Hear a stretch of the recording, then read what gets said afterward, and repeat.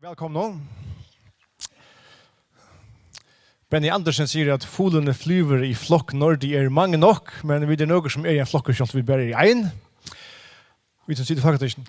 Vi tar tid kvar ständer och i första paragraf och i det norska fiskevunnelovene. Här ständer det är förbudt att fiske.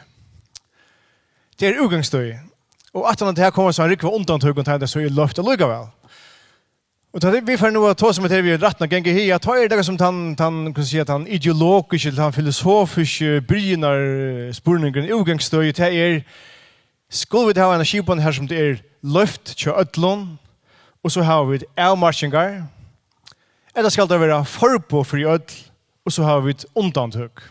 Till något som han tar filosofisk spurning som vi börjar vid. Och bors ur tøyspurningen kommer jo en lång rød av praktisk avbjørning som vi må røyne finne det av. Alle interessenter når det til gongfolk og bønder og avhalsmenn og ferievinner og folk av små og plåsson. Alle har syn i avhalmal, men vi nøyest å finne en fellesnevnere. Og kveld i kveld er en røynd av vite om vi kunne nærskast en forståelse for hver nøyron. Hvordan vi kunne finne det hos nere fellet. Det er avskipet som är nu tar ju inte kan skälta fram. Jag ska säga på den vägen att böndafellaje och avhalsfellaje och järer som tar fällen har stående fälla är inte här, men det var det första så det men har så melda fra. Jag vet inte hur, men så är det. Det är varje listan men har yngst inte över. Han som kommer att styr och kunna jöknen kvalitet har ingen minne än Katrin Pedersen, hemmasans kvinna som är flott till Havnar. Gör så väl.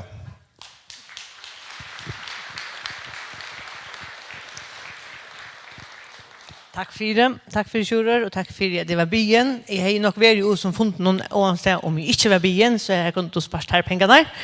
Men nu är det ju så kan jag också göra det.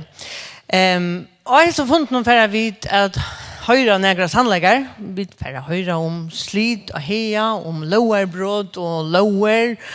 Og vi får høre om inntøker som vi ikke får. Men under ødlån hæson så snur det seg om kærlega. Om natur og kærlega. Nøkker av og har valgt at arbeide i natur. Det er vel sagt hans av kærlega.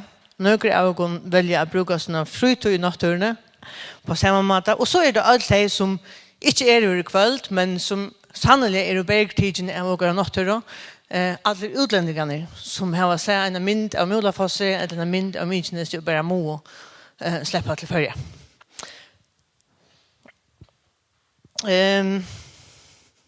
Och det som de upplever det är ju ågara natura. Ågara här. Nu hittar lugga vid om nägar kväppest vid här säger ågara här. Onkel kanske hellre att det är en privat säg och andra hellre att det är till och aldrig här.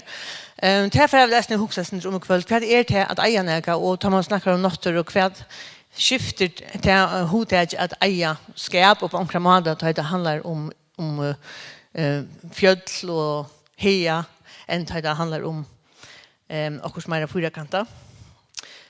Tanför att man kväll för att bruka till att höra det som vi har bio om att roa här ikväll. Och det är Hesse Ulfsylvander som är generalsekreterare och i Felan om Svengst friluftsliv till en stor organisation i Sverige. Jan Hein Trondheim, Løgfrøyngar, Magnus Gård, Nastform i Hea Felan Paul Sundskär, han är ferielägare och äger Hiking FO. Och Johan Paula Helgason som är människalägare till Visit Fair Islands. Ta i Hesse har haft sina framlöver och frasagner. Så vi är plötsligt kanske en enkelt spurning att han har kvar framlöva. Så får vi ett kaffe. Och så att han tar vi det här var vi en liten kaffestage och i ett kvarter så kommer vi till natten. Och tar vi bättre plats till spurningar. Och tar för att jag sitter här. Det kan ju ut för det färdigt. Jag sitter och en kaffestage och vi pallar det. Och jag hoppas att bara se på det att det alltid att ett som Ulf inte tåsar förrest. Att vi tar spurningarna till han som det första ta vid hava vi finns ju kaffe.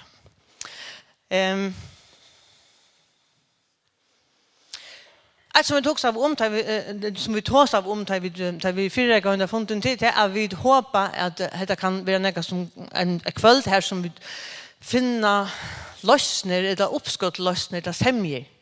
Tror att det är som vi tjuna skillnaden det snurrar sig om kärleka så att det är faktiskt bäst hvis ungen vinner men öll få är synd. Och så tar vi det på jag vill inte säga svenska men kanske nordiska. Vi ska först ge ordet till generalsekreteraren för Svensk Friluftsliv. I Sverige och i andra nordiska länder där finns det organisationer som fungerar som paraplyorganisationer för friluftsfolk som kan vara vandrare eller hundeägare eller lustfiskare. Ja.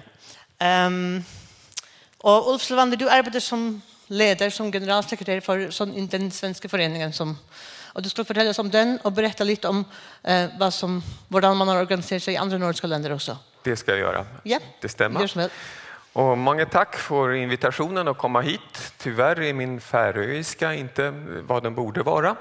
Men jag ska försöka att snacka långsamt och jag ska försöka att snacka någon form av nordisk eller skandinavisk.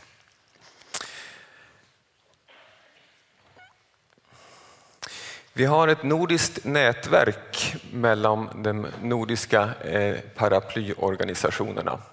Svenskt friluftsliv som jag representerar har 26 medlemsorganisationer och som vi hörde så var det lustigfiskare och spejdare och jägare och friluftsentusiaster. De 26 organisationerna har 1,6 miljoner medlemmar. Det är 20% av den svenska befolkningen. Vi påminner väldigt mycket om Friluftsrådet i Danmark som flera av er säkert känner till. Och sedan har vi Norsk Friluftsliv också som är ungefär som de andra. Dessutom har vi kontakt med Suomenlatu i Finland som är en lite mindre organisation. Men tillsammans försöker vi driva friluftspolitiken i Norden. Allemansrätten i Norden. Begreppet allemansrätt det har använts åtminstone i 120-130 år. Och det är en hävdvunnen rätt att röra sig i natur- och kulturlandskapet. De fanns långt innan friluftsorganisationerna bildades. Men jag vill också hävda att det har funnits en rätt långt tidigare. Redan på 1200-talet fick människor färdas i landskapet med hjälp av landskapslagarna i Sverige, landskapsloven. Där man fick färdas till fots eller till häst och man fick också låta hästen beta gräs och man fick övernatta. Så det är en gammal tradition som vi har haft i flera nordiska länder. Den här presentationen av allemansrätten i Norden är inte fullständig. Det finns många olika saker och exempel som inte finns med i min presentation. Men det är för att lyfta på locket och visa lite om allemansrätten. Jag börjar med en karta över Norden, för den är ganska viktig. Sverige, Åland och Finland har ungefär samma rättssystem. Vi har varit ett och samma land i över 600 år. Till skillnad från de sydligaste landskapen i Sverige med Skåne, Blekinge, Halland och Bohuslän som har tillhört Norge och Danmark. Norge har ett lite annorlunda system när det gäller allemansrätten och Danmark, Färöarna och Island helt annorlunda. Allemansrätten kan sägas vara det friutrymme som blir när man tagit hänsyn till andra lov. Hemfriden till exempel, det handlar om gårdsplatsen. Du får icke gå för nära ett hus. Allemansrätten sträcker sig inte ända fram till huset eller till gårdsplatsen. Naturskydd, naturbevegelse, naturskydd, det begränsar också allemansrätten. Har du ett fågelskyddsområde, en naturskyddsområde, en nationalpark, så begränsar det allemansrätten. Även landskapets användning kan begränsa allemansrätten. I Sverige, Norge och Finland har vi ju skog, och skogsplanteringar kan vara omöjliga att besöka för det växer så tätt i skogen. Alltså landskapets användning kan göra det omöjligt att nyttja allemansrätten. Sedan har vi de ekonomiska intressen. En åker, ett fält med vete eller havre får man inte beträda för det skapar en ekonomisk avbräck för jordägaren. I Sverige så har vi många lagar som begränsar allemansrätten. Och allemansrätten kan man se då som det som blir kvar när andra lagar har tagit sina områden. Terrängkörningslagen uppe till höger säger om du får använda motorfordon i terrängen. Du har miljöbalken som begränsar användningen av naturen. Det finns brottsbalken och jordabalken som begränsar allemansrätten men som ger jordägaren rätt. Man kan säga att allemansrätten har en motsatsvis tolkning.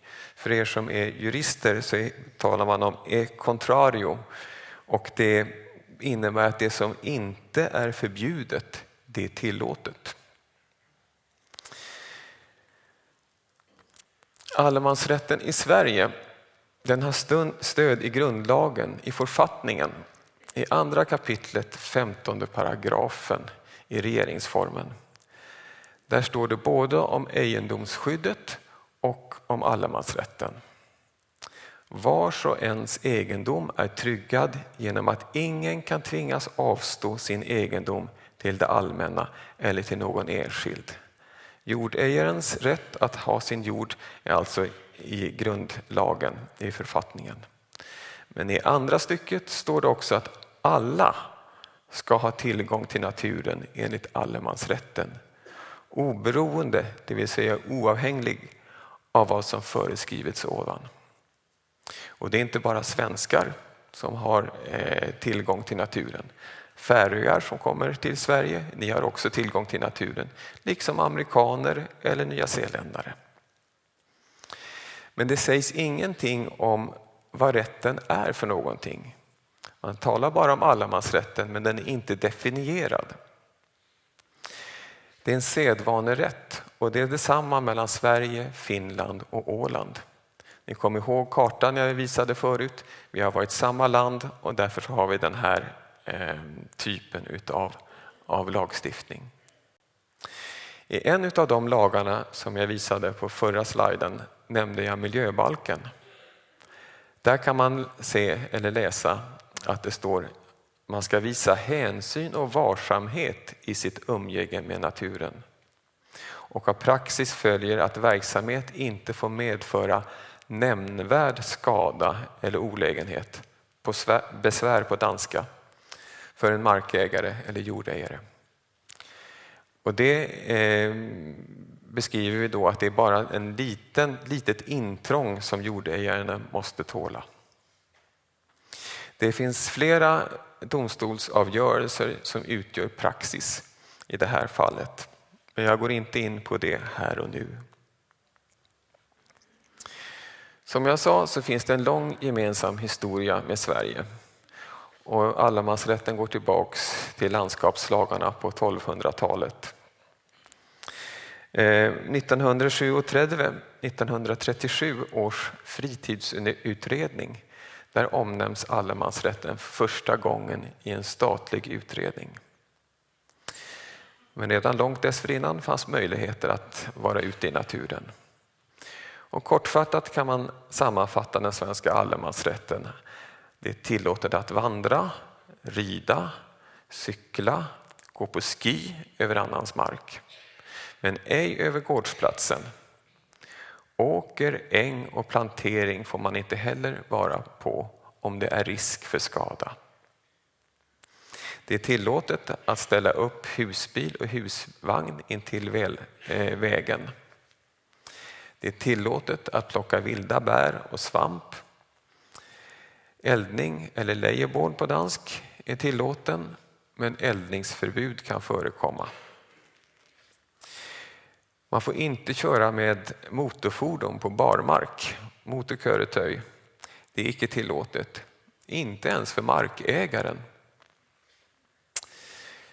Snöskoter, det är tillåtet på snötäckt mark, men det finns lokala begränsningar. Tältning är tillåten och man brukar säga att det är okej att sätta upp tältet 1 till ett par nätter. Men det finns ingen rättspraxis som säger att det är 1 natt eller 2 nätter eller 3 nätter. Den svenska allemansrätten omfattar inte fiske, men annan lagstiftning ger tillåtelse att fiska med fiskestang längs kusten. I Finland så är det ungefär detsamma som i Sverige, men den är inte inskriven i grundloven. Det är tillåtet att plocka vilda bär, dock inte multebär i norra Finland. Det är förbud mot lejerbål utan tillstånd. Det är en större frihet för markägaren, för jordägaren att använda motorfordon. Snöskoterkörning är däremot mera restriktivt än i Sverige. Och den finska allemansrätten omfattar fiske med fiskestang. Dock inte på Åland och i de nordligaste kommunerna. Och på Åland är det bara tillåtet att tälta på obebodda öar, och scuba diving, sportdykning med tuber, är totalt förbjudet.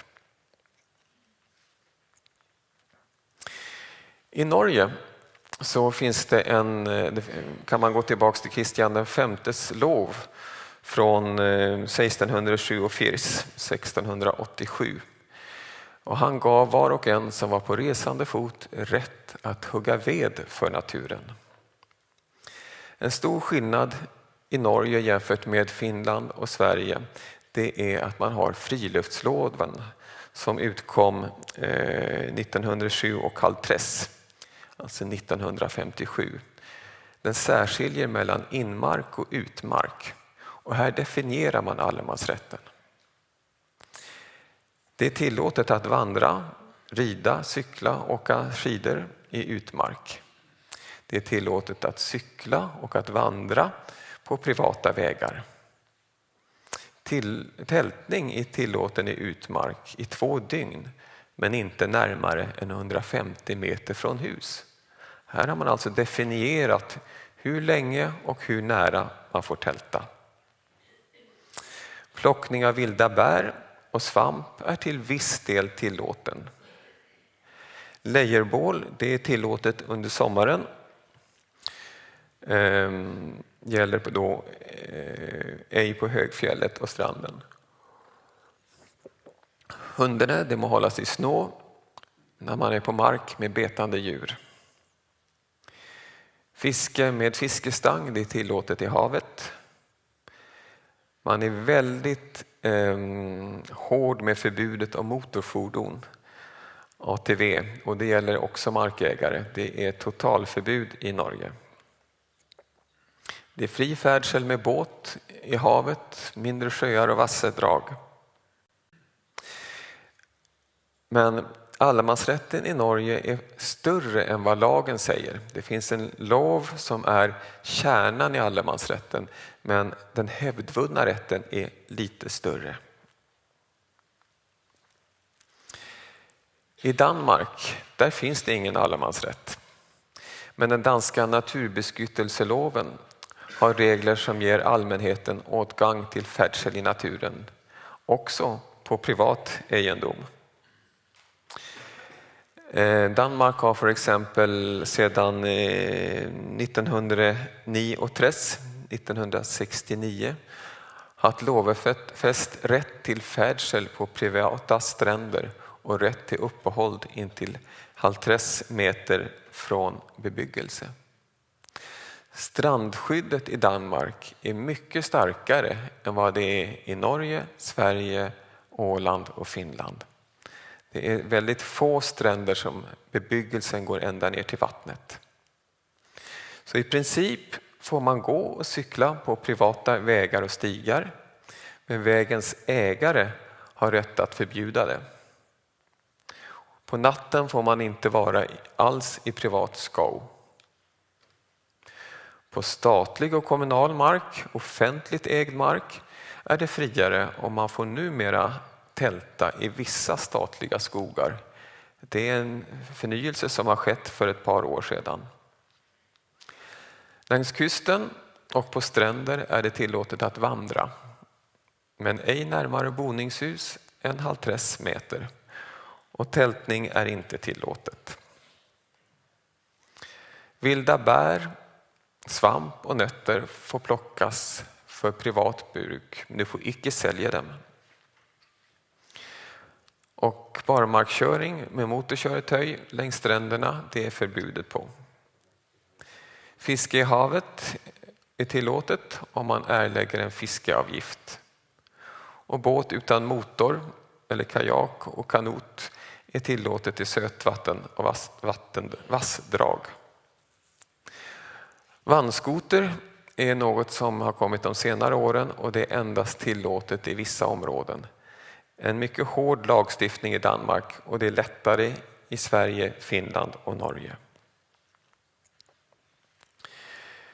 Vi har också en form av allemansrätt i Island. Och bland de nordiska länderna var Island först ut med en allemansrättur i sin lag. Det kallades då allemansrättur. Och det var 1956.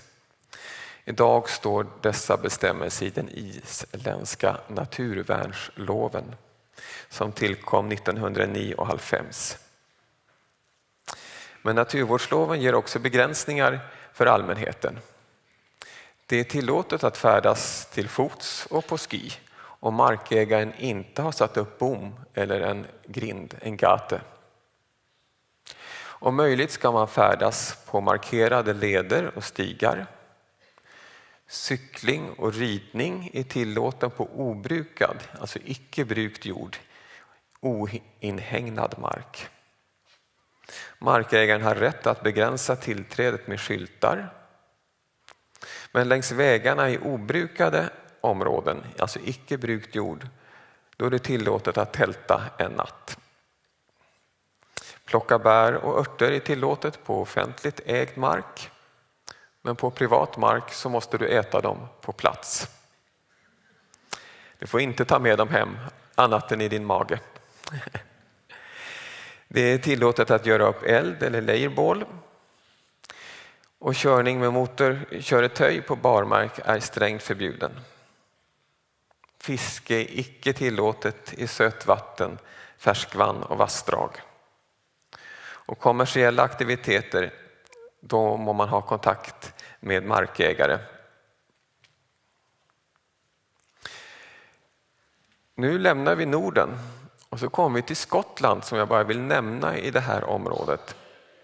Här har man infört en allemansrätt för några år sedan. Land Reform Act 2003. Det är det senaste lagstiftningen som ger tillträde till naturen. Så efter den här Land Reform Act så är det tillåtet att vandra, cykla, rida och tälta på de flesta håll i Skottland. Men det finns ingenting som ger tillåtelse att plocka vilda bär och svamp. Jakt, fiske och körning med motorfordon och vattenfarkoster det är inte tillåtet. Dessutom finns det, precis som i England, ett system med right of way. Stigar som av tradition funnits och ger möjlighet att ta sig fram där det annars är förbjudet. Det finns en hel rörelse i England och Skottland där man vill upprätthålla de här stigarna. Så om vi gör en sammanfattning så här långt så kan man säga att allemansrätten i Sverige, Finland och Åland, den avgränsas utav andra lov, andra lagar, och de definierar vad man inte får göra. Det brukar kallas motsatsvis tolkning eller på finare språk e contrario. Det vill säga det som inte är förbjudet, det är tillåtet. Allemansrätten i Norge istället, där är det friluftsloven som definierar rättigheter, men traditionen ger större möjligheter. Underhåll. Vem är det som bekostar underhållet utav alla leder och skyltar och stigar i de här länderna? Ja, stigar, broar, vägar, skyltar, toaletter finansieras utav det allmänna, det vill säga av samfundet. I Norge så är det kommunerna eller fylkene. I Sverige är det kommunerna eller länsstyrelserna. Länsstyrelse och fylke, det är detsamma.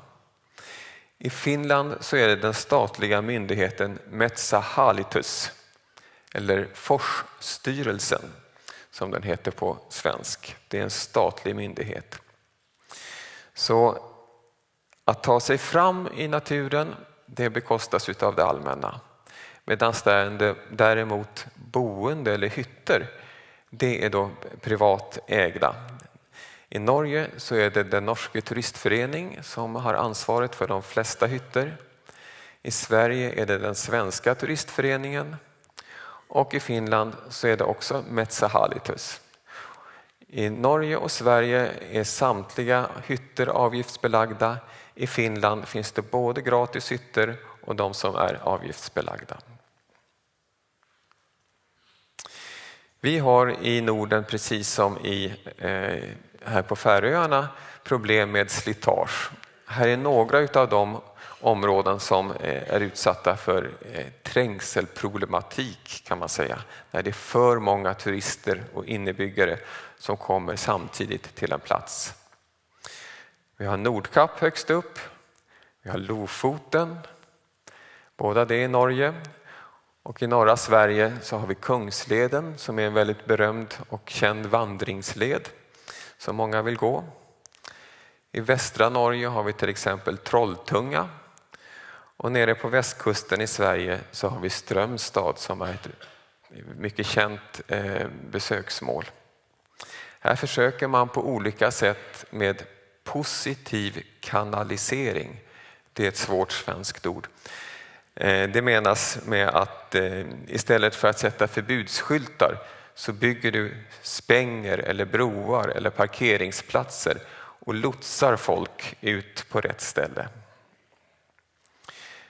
Och parkeringsplatser kan man alltid avgiftsbelägga, medan däremot spänger och broar gör man det inte. Brukarrätten då, den som är fundamental i de allra flesta samhällen. Ja, allemansrätten ger inte allmänheten eller borgarna rätt att påverka brukandet av marken. Bruksrätten till jorden är densamma.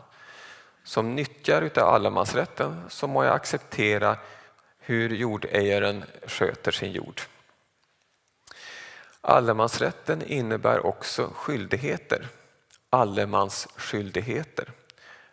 Det förväntas att du uppför dig på ett bra sätt. Att du inte slänger söppel, skräp.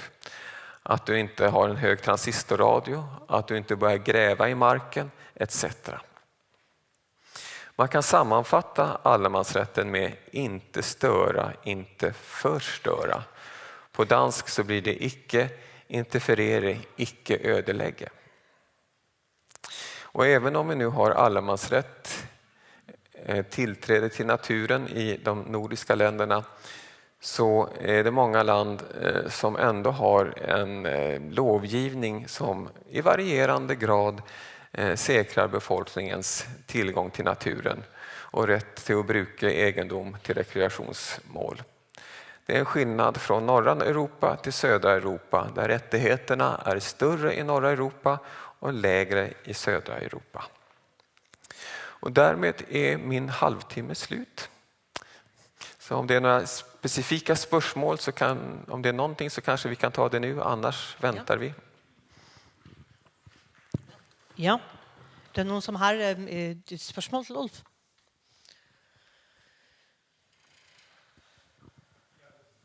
Ja, kör. Hur är det med handhävelsen av loven? Hur är det med straff hvis du förbryter dig mot de rättigheter som du har i henhold till allemansrätten? Ja, alltså det är ju så att om du överträder någon av rättigheterna som begränsar allemansrätten, då kan du bli straffad. Jag känner inte till att det är någon som har blivit satt i fängsel, men det är flera domar där det har utdömts en ekonomisk ersättning. Det finns en dom från Uppsala, mitten på Sverige, där en förening för sportflyg, alltså små flygplan, hade en tävling och de här flygplanen landade inte bara där de skulle, utan de landade ute i fälten runt omkring där jordägaren brukade, och där blev föreningen betalningsskyldig. Det är ett exempel. Jag har en fråga också. Ja.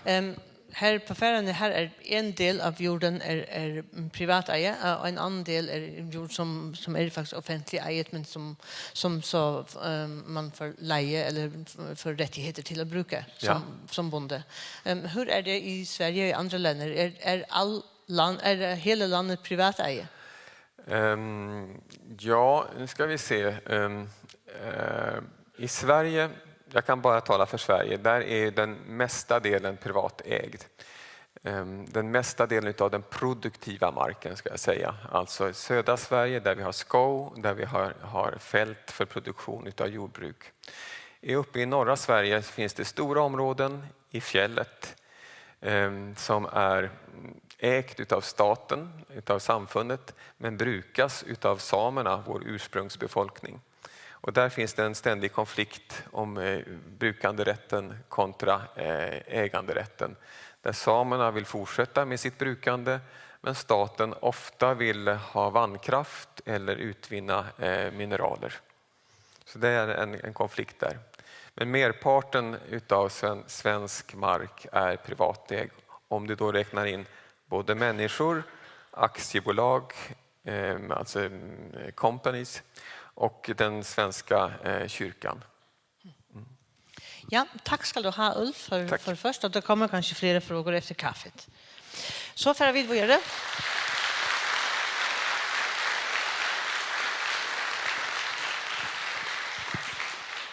Så får vi då höra något om hur stövan rent faktuellt vi och när vi skiftar här till ögon i färjan. Och det är ju en Trondheim lögfrönger som för att hålla till framlådna. Gör så väl igen. Tack. Kan inte torka bruka PowerPoint, så hvis jag glömmer skifta några för i mitten så är det då ju typ inte skifta mer så just det är black screen. Det är här. Ha. Men så vidare det.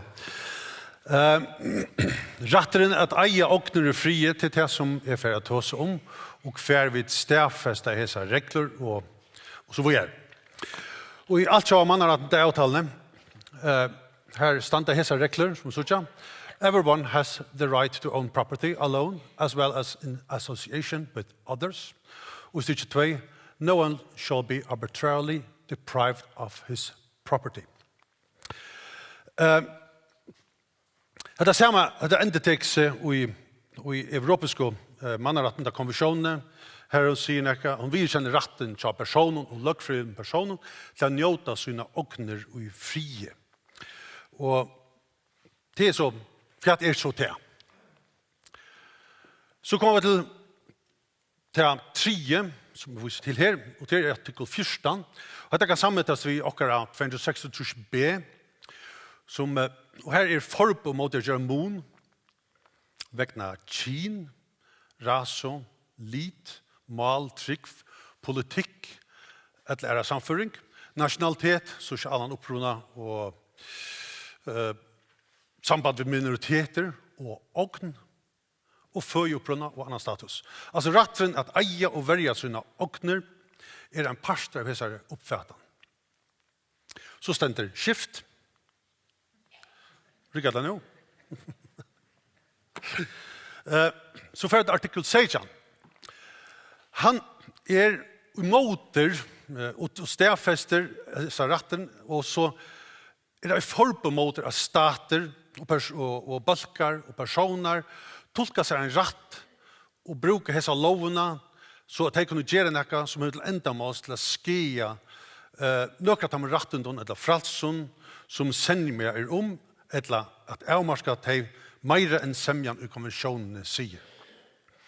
Så europeiska mannarättande konventionen väljer ägare mot timon så vill jag ge oss in av ognar så etla så. Danska grundlagen hon är nog så grei egendomsrätten är okränkelig och ingen kan tillpliktas av avstå sin egendom utan vår allmän väldigt kräver det och det kan kun ske ifølge lov och mot fullständig erstatning. Kvart är allmän väldigt. Det ska uttøkeligerast. Nekka helt uttøkslet og noen helt av oss som støvun. Og det kan så bliva det som vi kjenner til her i førjen, ta i kommuner stikker ut, vi tillegger veier og luktande. Og så blir det gjørst og det skal gjøre sambart lov, og vi får endergjalden til eierne. Hette er bare nekker få at han må loven og reglene, ur en rikve av loven og reglene som verger borgerne, motor agent av imskunslä vär det se fra stjøtten vär det se fra balkon eller personen och så vidare. Detta är snurrs skalt princippet ratten till okkon att eia okkara egna ting. Ratten vär okkon öll. Alltså vid det lujka för lovene så det är inte en spurning om kvärt är eie eller hur det ser ut det som är eie. Men til at jeg har min rett til at eie det, og samme hatt som et andre har rett til at eie sutt.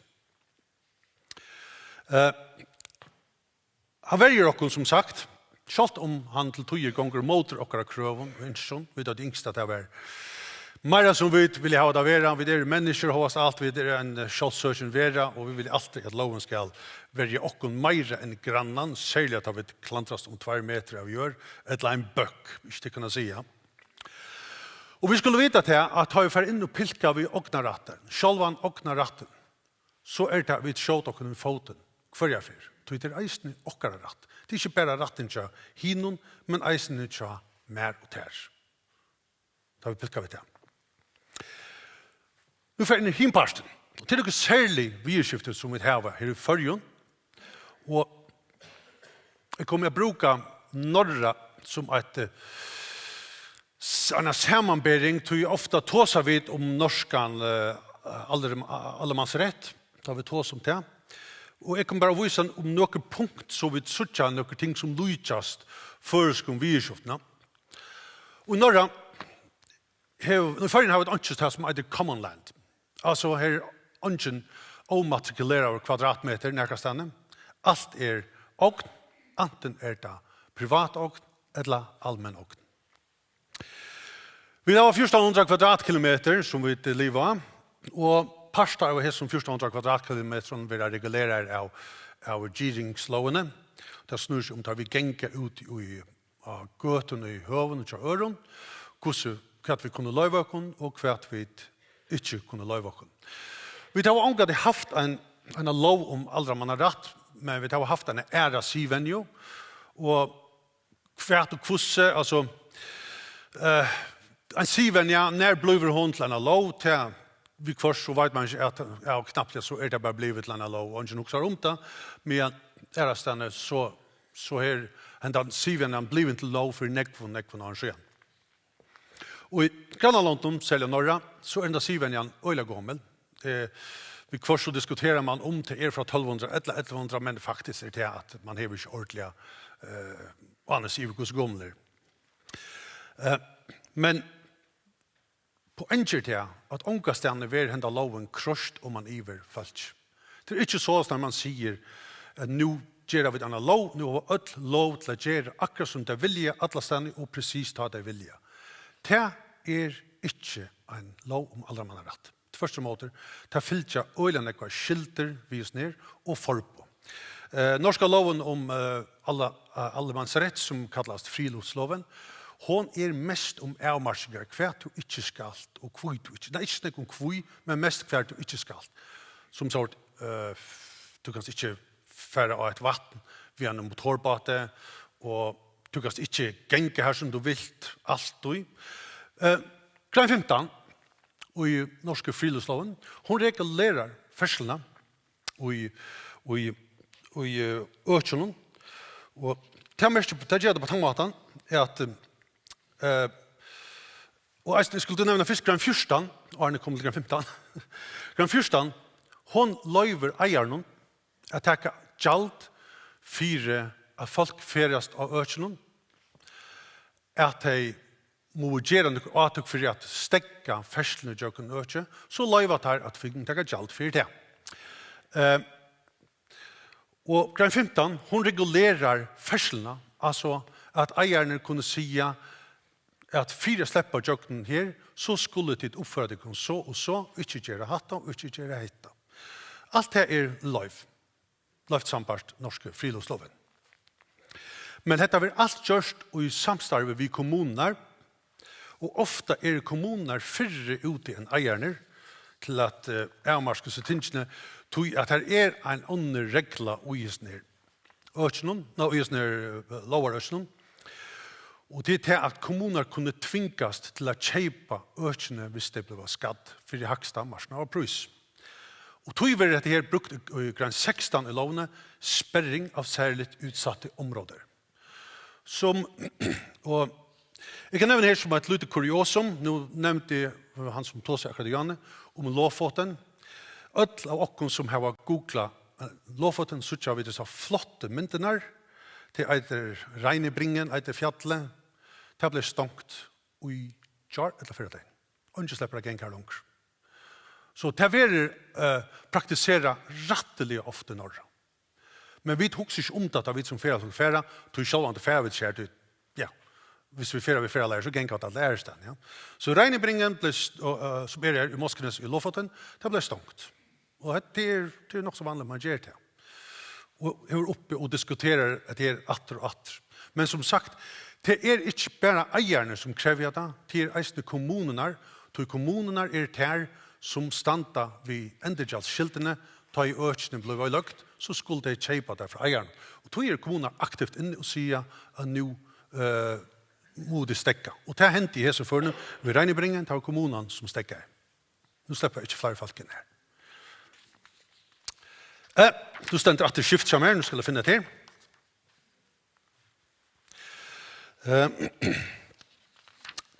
Det er noen ting i førjen som brått et lydesynte fra. Det er til at i Løgteslånet, nummer 45, fra 15. mai 26, landsjør, her er avlagt en skilta til atler festar i førjen om at verja djør og gjør. Det er en skilta der her.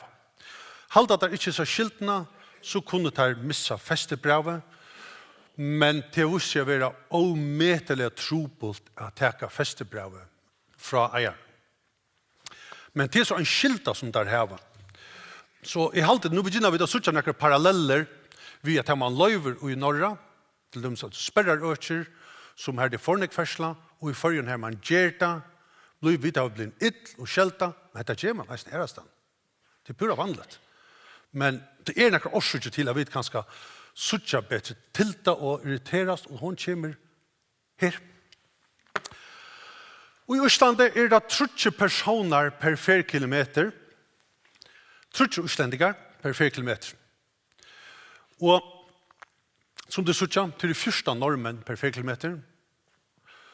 Og så var det 22 svenskar per 4 kilometer. Og så kommer vi til førjer. Utan 4 vinnene er vi til 23. Normen er 34 vi 4 vinnene. Og dette gjør en mynd som vi ikke ordentlig greier, før enn tar vi lust etter eieren omkring landet, og tar fortelle hvordan størst trus det av landet, så man har sagt at det kan ikke passe, men tar du seg tølene, så passer det. Altså, vi flere føringer per 4 kilometer enn hva normen og feriefolk norra per 4 kilometer. Jeg kan tekas og lite døme til som ikke stender på her, til et land som ikke hever kvarsmannsratt, til Danmark. Danmark hever største unga nattur etter. Lite øke blant vi her som Badjemon bor i Jyllandet. Her som Ulvaner her hever man det kallet den jyske hete. Hun er bare støtt ved Kyrkjeborrein, og Louisen de Marian Tekanska, og her lever altså Ulvaner fri i navn. Men for det meste den i haven skal folkene sort, men stadig til funnet sort, i alle slags. Men dette her, så vi sier her, at det er ikke til hinders 4 sambands til norske friluftsloven, at eiere gjør precis lika som vi sier før, og så vidt elskes den Adam, men det er ganske okjent. Så åkken ønsker vi gjør det før, truste til det som avgjør monen. Truste som sagt i førjen, skjøyre til folk utan fyrre folk, hvor sagt det vi fyrre folk. Det er bare en dobbelsagt. Det var det som jeg har å si.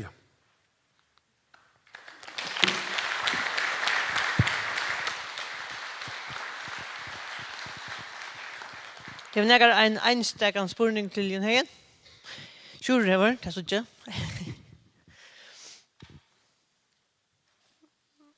Ja, vi kommer ganske atter til Jan Høyen 18 år.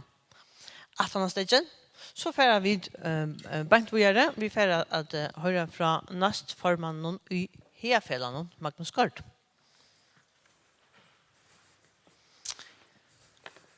Magnus, ja. Gjør så vel. Ja, god kveld. Jeg kunne nå ha der tog som øyelige gamle lovgave, akkurat var helt atter til 1912, og akkurat var kanskje oppatter eldre, men jeg kunne faktisk huske meg for å røyne at grunnen var for sjånene mine til Heafellene, så kunne jeg huske meg for å nekve noen gratter til. Altså, 100 år, herregud, hva det er. Jeg var herfyrer i min arbeid som plantefrøyinger, så var jeg sammen med noen italienske serfrøyinger og leita etter bæralde. Einebær til simpelthen en sånn, til faktisk akkurat eneste vittla nåletrær i før. Og her serfrøyingene tok prøver av bæralde, som tar gjør at det som er dendrokronologi på. Det var ikke funnet, men det er simpelthen til at jeg kunne hytte etter ringen i bæralde, og så kunne jeg pære det her fra nekvån individen av bæralde, så kunne jeg si noe om veveleg i førjen. Det siste 20.000 årene. Det siste 20.000 årene, det er så lengt siden at det var den siste uistøyen enda. Kan du flytte til, synes jeg. Jeg er som Jan Høyen, nå er langt frem fra boi at det her sleit med. Det her er altså den her som valgsikna i bæralderen, en fin mynd av henne på Kyrkjeborrein. Til flere tøyer skal jeg synes 20.000 årene at det har vært ordentlig nekk ved bærald, for altså alt landsleg i førne har fullt av Polma-Pyle og bærald åren folk kom til førne.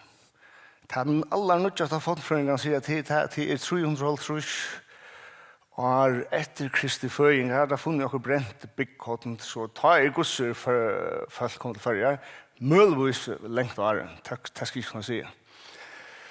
Men dette er 20.000 år, og hvis jeg nå klikker enda fra træet, så er det her sånn at en kamera var oppfunnet for 50 millioner år siden. Ta var fototål ikke oppfører, så det her er sånn en mynd av en som jeg har googlet meg til og funnet av en eldgås.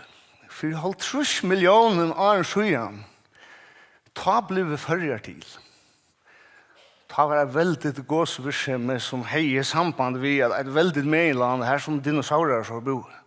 Det skrattene i sånter, og så sprukte grådbreng ur undergrunnene opp, og leie seg i 3 mån omføren og i några veldig basalt haslattar.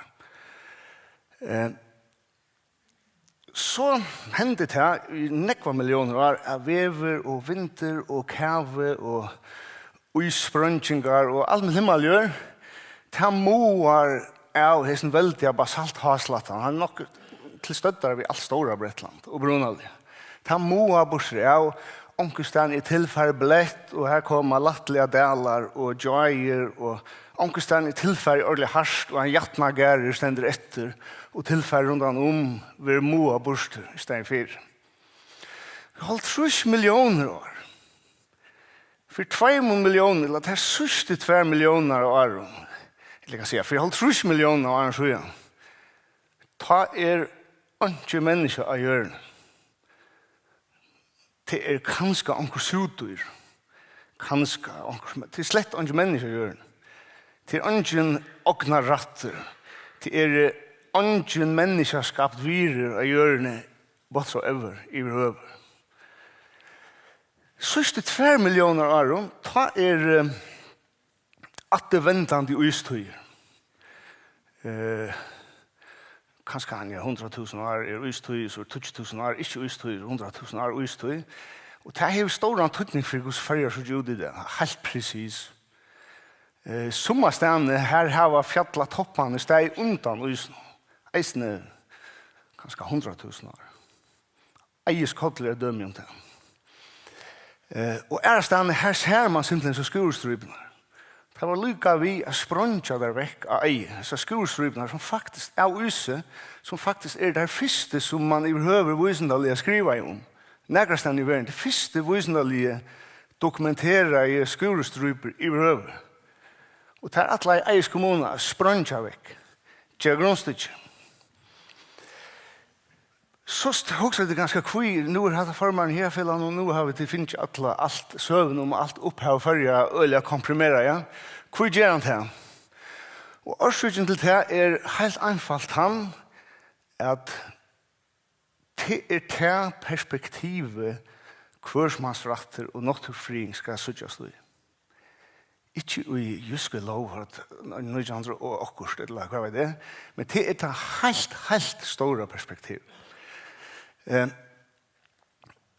Og tar man gjør det, man kan spasere seg en tur ned av eieskottel, hitje hvordan det ser ut her, og hitje diver alt det der, så mener vi til at, for det første til ratter, men at alle lokav og alle tannmater vi nå får skipet her på, det skal være mest av at det fyller gosser med vi eimukt og ikke hugmo. Det er motsetningen som her. Jeg halte og vi halte til hugmo at halte til at man kan fære vi naturen akkurat som man vil. At vi for stuttan vinning, 100 år kanskje eller 40 år en mannaløv, men at halte til at vi for sjåtan vinning eller for hva nu en ahua vi har lent noen kunne gjøre akkurat som det passer okkur til hugmo. Til eisen i hugmo halda vi at halda til at man kan man stendur en festebrev at rai i hessen her at her gjør en rett til at avmarska ånder er suttja sporene av en 50 millioner år lenger søv. At nekar kan teka seg en så vufendan rett, at det er høver filosofisk, eller på nekar måte kan være en så vufendan retter at avmarska ånder og at suttja opplevet det. Så det det som det filosofiska grundarstøye, eller det som herfellet, og i det som eldre som nå oppstegn av en veksande førervinne, så det som herfellet vil arbeide for, og hever i sønne endamalsåring at arbeide for.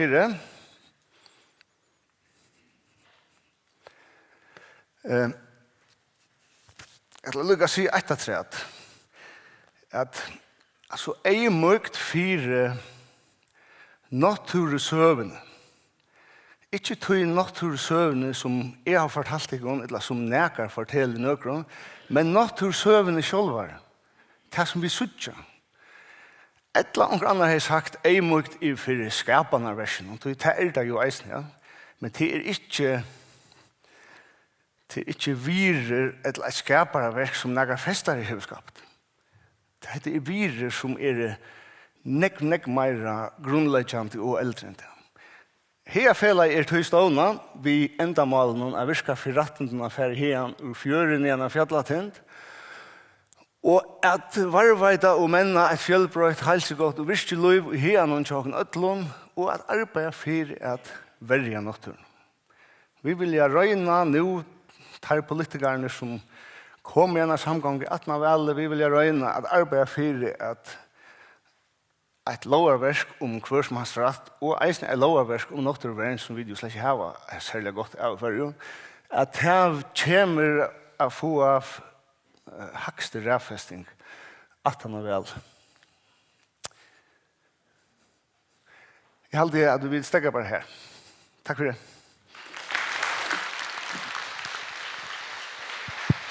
Ja. Magnus Arndo lägger helt fra at jeg kanskje släppa säga där en spårning till tid sig kvarsmans rätt högsta tid att det ska vara en rätt som är gällande för föringar och utländska. Ja, absolut. Det är en rätt som är gällande för utländska så det är inte som vi eisen hörde blev sagt så är det så diskriminerar man inte mellan folk tar man här en sån rätt. Självande han okkar ändamål till hela fällan arbete för hesen rätten och tja och föringar. Og okkara videre stående er tog at vi suttja nu i hessen her veksande ferravinne og vi bøndrun som på man så hikke som man særksnek ferrafalk så skiler man eisen vel bøndrun.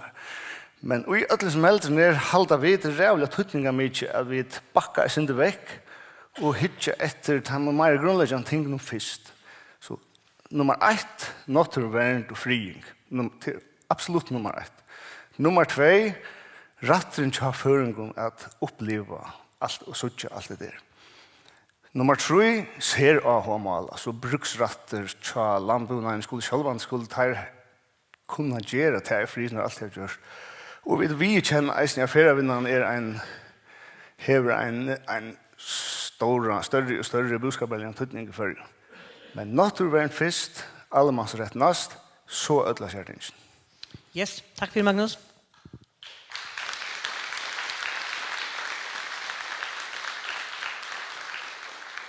Så får vi til en som hever forstand på særlig at det siste du nevnte, fører vi nå. Og det Paul Sundskar som for at sier om sinne hoksan om hvordan vi kunne legge det her til rett. Gjør så vel, Paul.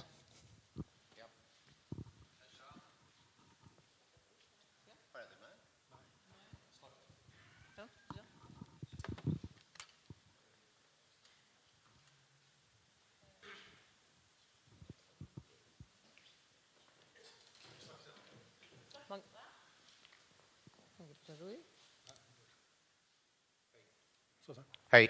Ja.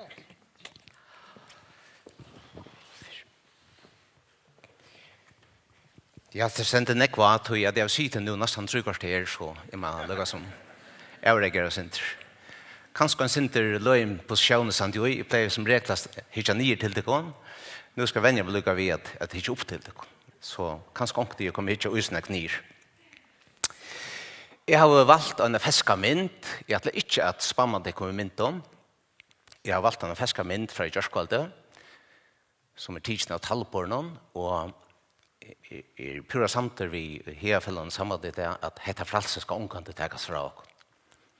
Og jeg har en æra mynd øysene, som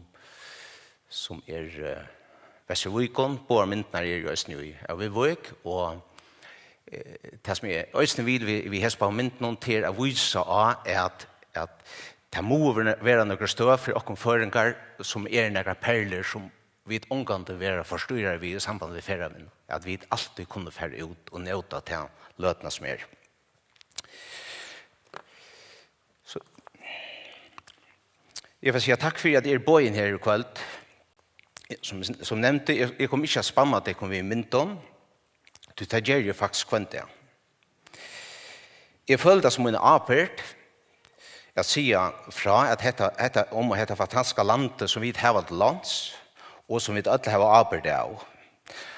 Och jag följer att det är och jag vanta för en tydning om vi inte gör det. Jeg halte at dette er godt høve å stegge av og hitte at støvene i naturen. Nå vet vi har om 130 000 færrefolk og at hoksa borardikt. Det gjør vi ikke nå, jeg vil troplare ta vidt noen helt få år kanskje ha om 300 000 færrefolk etter flere. Og så samtidig som vi gjør helt grønt at føringar alltid og utan treiter eier at slippe ut i naturen utan gjald, sjølvande, og skulle vi se fra ta færre vera sted, at at til okkara skilta, men øysene at til best for tryktene som vi døyer. Ta fjallene vera gynnsjen, og i haretøyene skulle vi som føringar hava særlig ætlig til henne.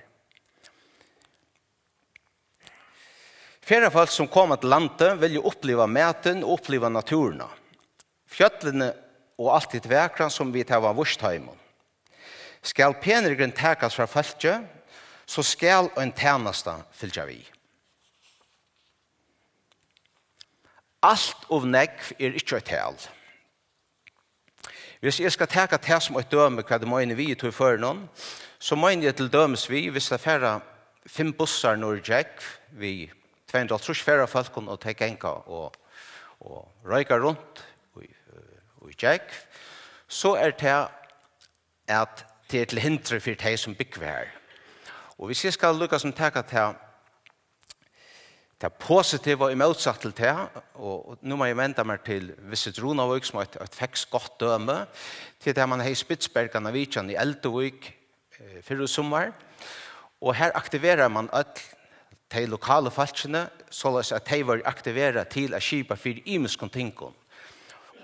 Og på den måten kan man si at ta først en gode affærevind. Alt og nekv ta i nøyelige iutik det gjeldige. Hette opplever jeg daglige av bygdagåten og fjallatoppen.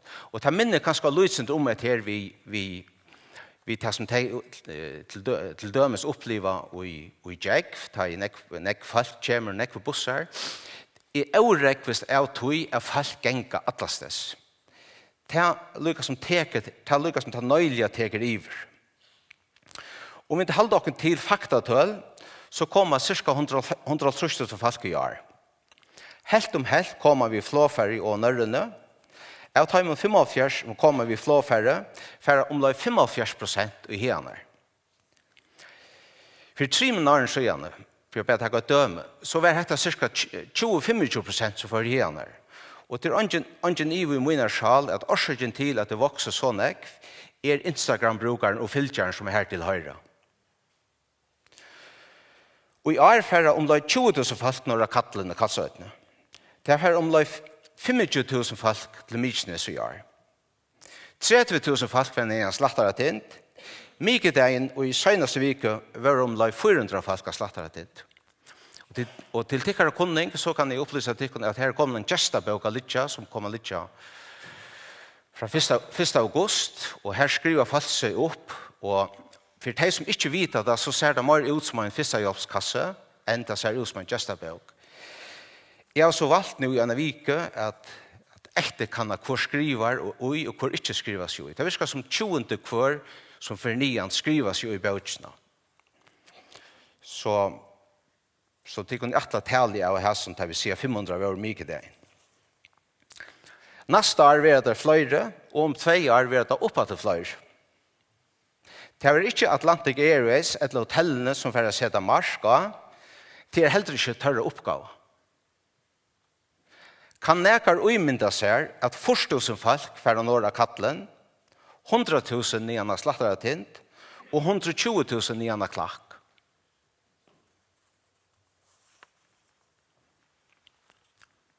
Ja, det kunne vi det vel. De fleste av okkene har vært av Mallorca, Gran Canaria, eller Barcelona og i Ørenplassen. som bliven ivetidsen av ferravinn. Vi vet hvordan det ser ut.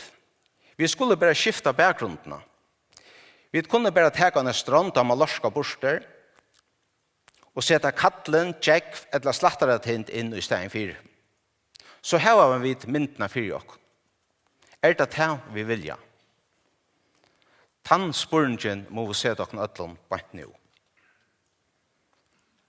Det ikke det vi vilja, så må vi brøyda kaos. Så halda vi fram som nå, så vera første som falt når jeg kattler noen om ikke sånn det var. Själver halte jeg at vi skulle brøyda kaos. Vi setter makrelkåter for å velge makrelstålen, altså naturerna. Vi setter elven i strenga treiter for å velge naturerna. Vinnan må sette seg sammen ved gjerron for at vukka om tilbøyene kring alle følger.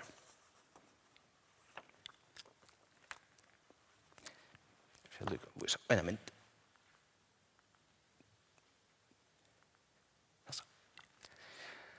Atler fjallaturer øye at være vi ferraleiere, føreskom ferraleiere. Du tar verja vid naturerna, til søvlig støyene og akkar ryka fuklaløyv. Og at han hatt få vid lokala ferraleiere kring alle følger. Han da mynden viser utlandske ferraleiere som ved ut av Enneberg og herr Tølfalk, og det vi en polsk ferraleiere som sier seg å være i følgen tallfernar, og det viser så at det alt som stikkes, så har vi kommet til feralai omkring det var jo til Enneberg, og det kom ikke til Enneberg, og det vendte vi etter. 17. kvalitet så fikk jeg en kunning fra en av dem som vi, som fortalte om søvn om feralai som omkring til heie, lukket som var jo fargen, og sette noe i vidskift. Og hette det som vanten vi å bruke utländska feralaier. Og til enda vil jeg si at han hatt brøya vidt ferravennene ut til alle følger. Vi skulle ha oss nekvar kroner på hver ferravfalske som gjør litt. Men vi skulle også semjast om hvordan nekvar turister, okkara nattura og okkara samfunnet tåler. Og så skulle vi seta marska. Men tåra vi til. Takk for det.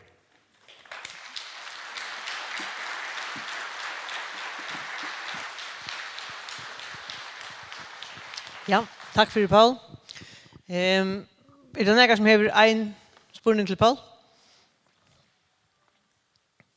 Så får vi videre til Jan Paula Halde. Takk for det, Paul. Gjør så vel, Jan Paula. Ja, takk. Ja, det er det. Ja.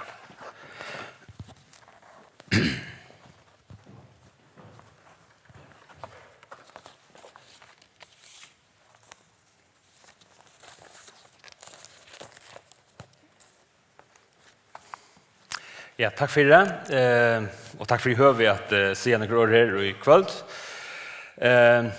Vi hører da atter og atter, ikke minst når det veldig står, at vi skulle skipa for å vinne bedre. Og vi hører også at øye ofte at føringer skulle ha frukt affæra, men utlendingene skulle gjelda.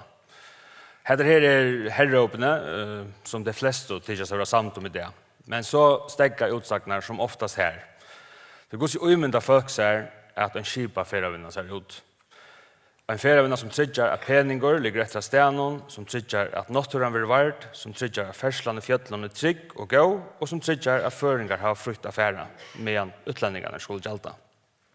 Her the $1 million question. Og her ikke noe einfalt svær. Om det var bønt til høyre bøyne, så hadde vi helt sikkert sett til løsene. Vidare var sånn at okkara grøy og mening om hvordan ferravinna skal skipast, hvordan ferslan i fjøtlen kan skipast, hvordan pengar kunne krevjast inn, og hvordan bønder kunne samsynast. Det skal jeg komme inn om en løt. Og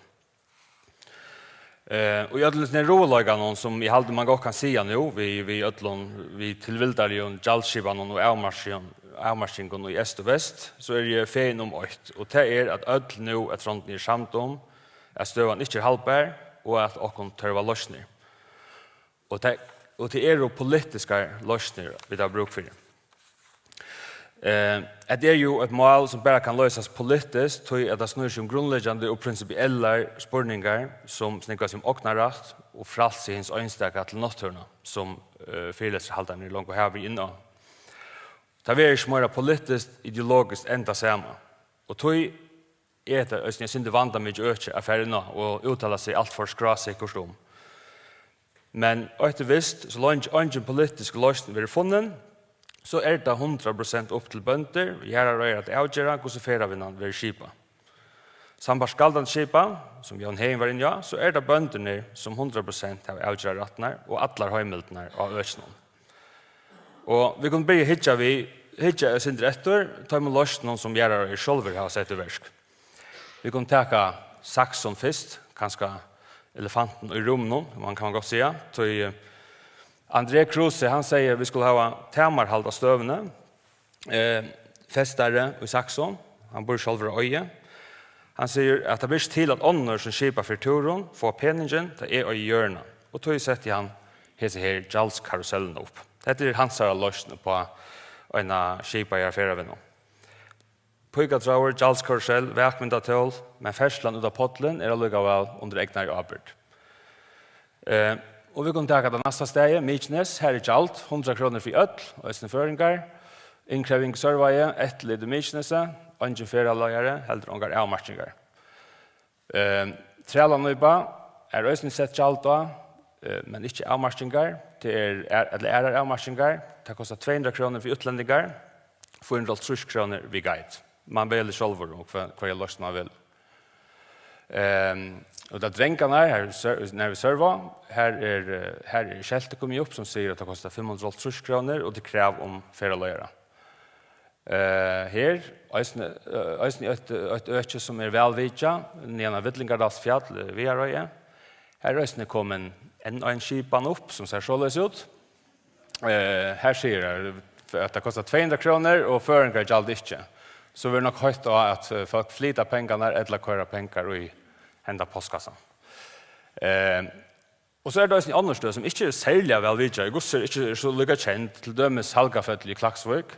Här är Sauerskältet kommer upp som säger no trespassing och det blir just många föringon eller utländingon. 1000 kronor i båt hvis du först nian handa vin. Och Osmundar stackar i Sandvik. Det är helt inte sälja välvidjas det, men det kanske öliga verkors det och kanske färda vara välvidja. Och här är så hettas ett upp av fallen nian här. Bara för jag visar att detta här är lyckas som stövan och det är inte alla skipanar, det är nekvar flöjriga trätt. Och det sista och i röjne är gasadeller. Här Jackson Laursen Böntia stan och säger att Jals-skipaner är det sen i här avlöjning att här kommer flöjre folk. Vi nöjas att sätta Jalt av för att tolma färravinnen. Alltså, Jalt stiger folk och flyter färrafolkasträmmen till understö och lösningen så att de ödlån nästan är nytt Jalt för att halta färrafolkasträmmen nere. Och det här är faktiskt ett väldigt gott poäng och essensen av det som händer nu. Kvarje affär av ett Jalt som oftast är rymliga högt vill säga. Vi har avsett för att spaka sig en tur i notterna. Så vill trobladjen inte löster, han vill bara flotter till nästa steg att hantera. Och kvar enda vi så ta. Kvart vi är nästa Jalt-skibanen. Sikkert slattar att en dörr, till att det går sig tås om, så vill det kosta möjliga tjocken ödlorna en gång när turnerna slattar att inte. Och vi heter levererar ju ödlockare highlights som feramål, locka eller Jals öke.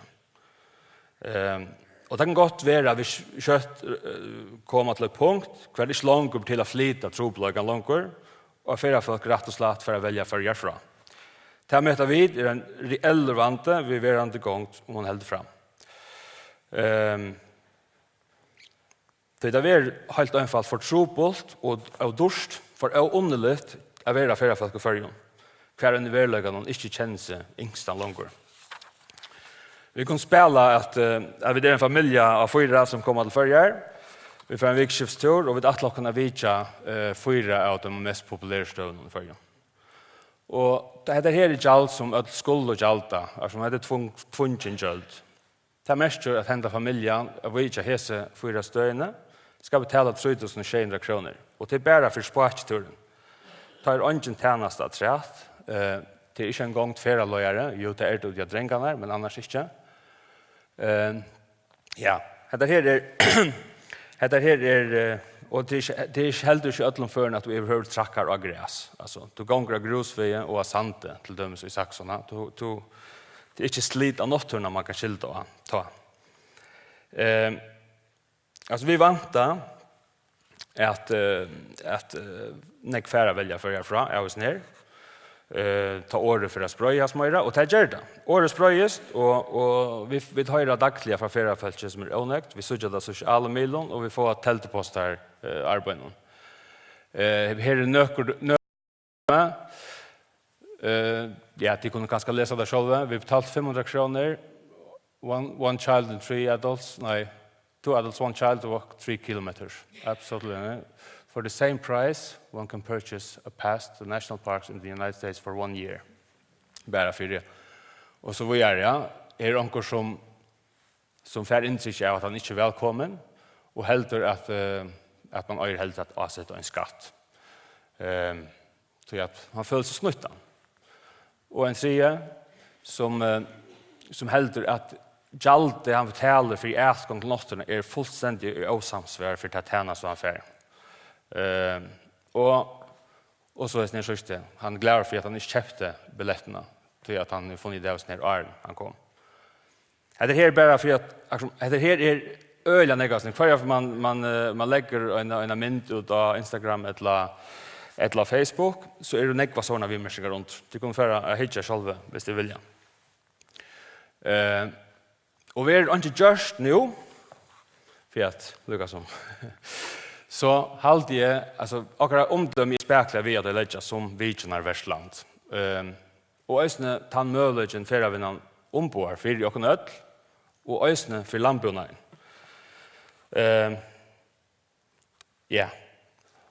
Och det som är så grundläggande visning det är vinner, det är landbrunader, det är nottura och det snurrar som ätgång till tillfånge. Notturan är tillfånge, det är en ösne tja för att vinna. Utan att vi mäknar att Skibasös 4 vi får en latta och också rymlig ätgång till notturna så är det inte en skipa för att vinna. Det som vi sitter nu och vi står helt av fram det är mer tillvildaliga lösningar och en kaotisk stöva som inte är eller som är längt från en skipa är för att vinna.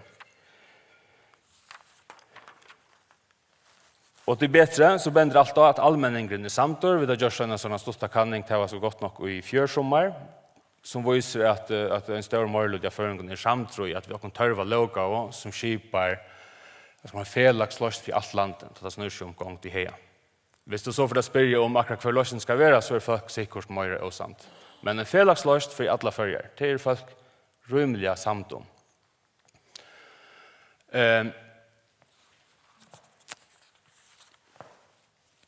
Ja, vi har det ferat fer, vi sätter det dock inte bara nyer och tåsar vi bönderna och finner en lösning fälla. Det har vi gjort välja, vi har haft öliga negafonter vid fälla i gärder, vi bönta och övalsfälla, vi har haft negafonter vid önstakar bönter, skälja och mest utsatta stövnen. Och det ber säkert till att finna lösningar av för en steg ser.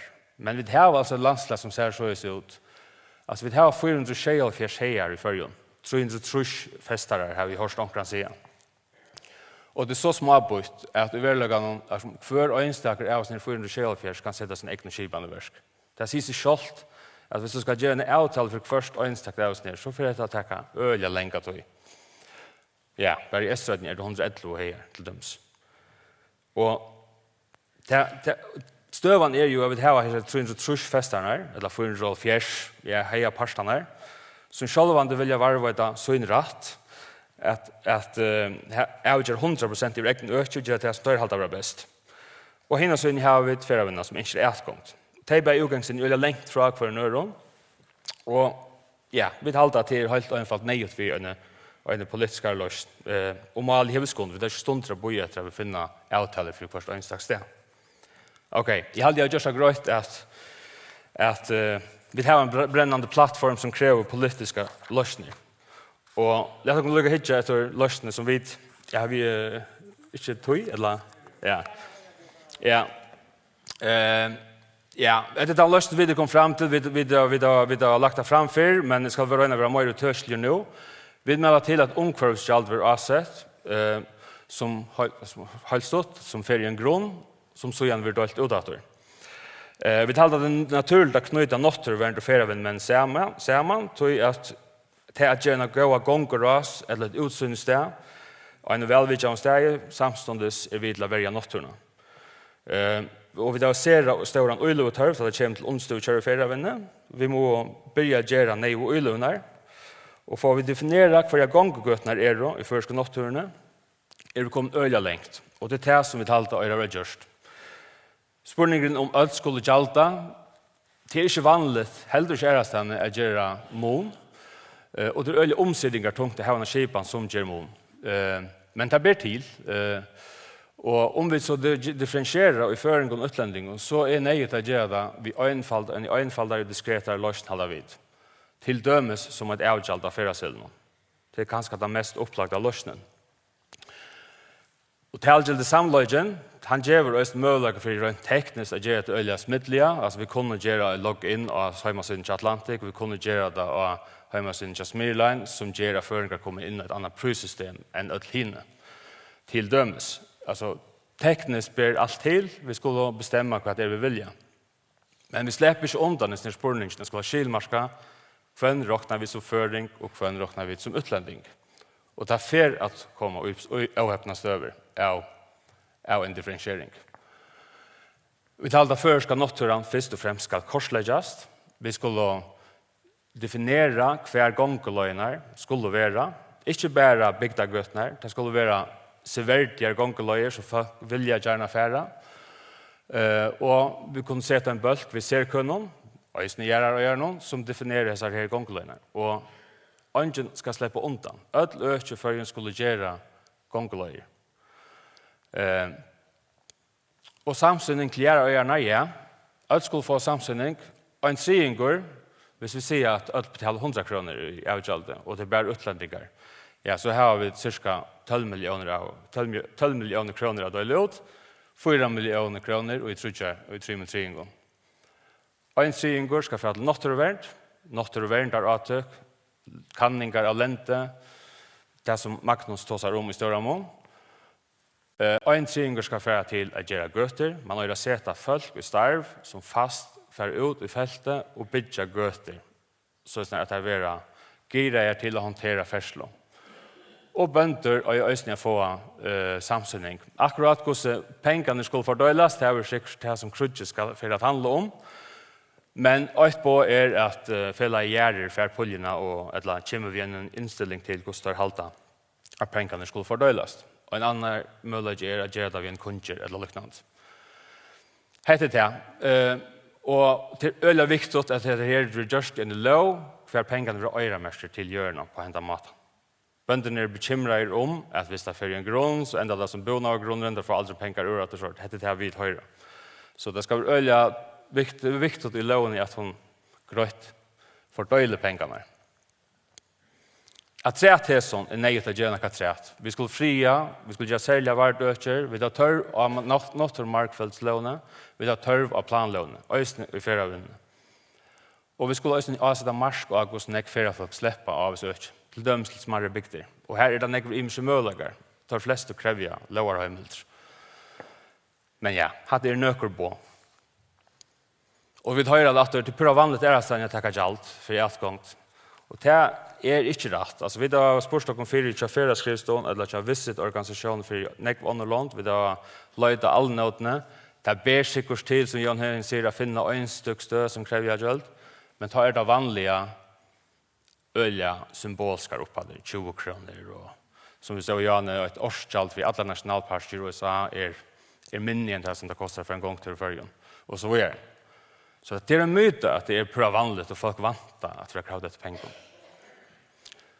Och medan vi bojar arbetar vi själva vi förra vinna. Låt mig lucka ända vi tog. Vi arbetar vi att främja tej åtusen vid nämna och i sån här med männingar atlandet och attacks eviligt någon. Och utöver det snur som ja. Att det här var bara för att säga nu kommer att det inte mittlen men bara för att säga vi då törv och naturvärd oanse förra vinna lite. Det är nökor döm om spår i naturen är att det är förslo som är förbjöa i Sverige så där. Vi arbetar med andra vi att uppmärksamma alla högötter förjon, alla allmänna farlager. Det är över utgångsstöd i fyra hur färslan till förfölje ska vara.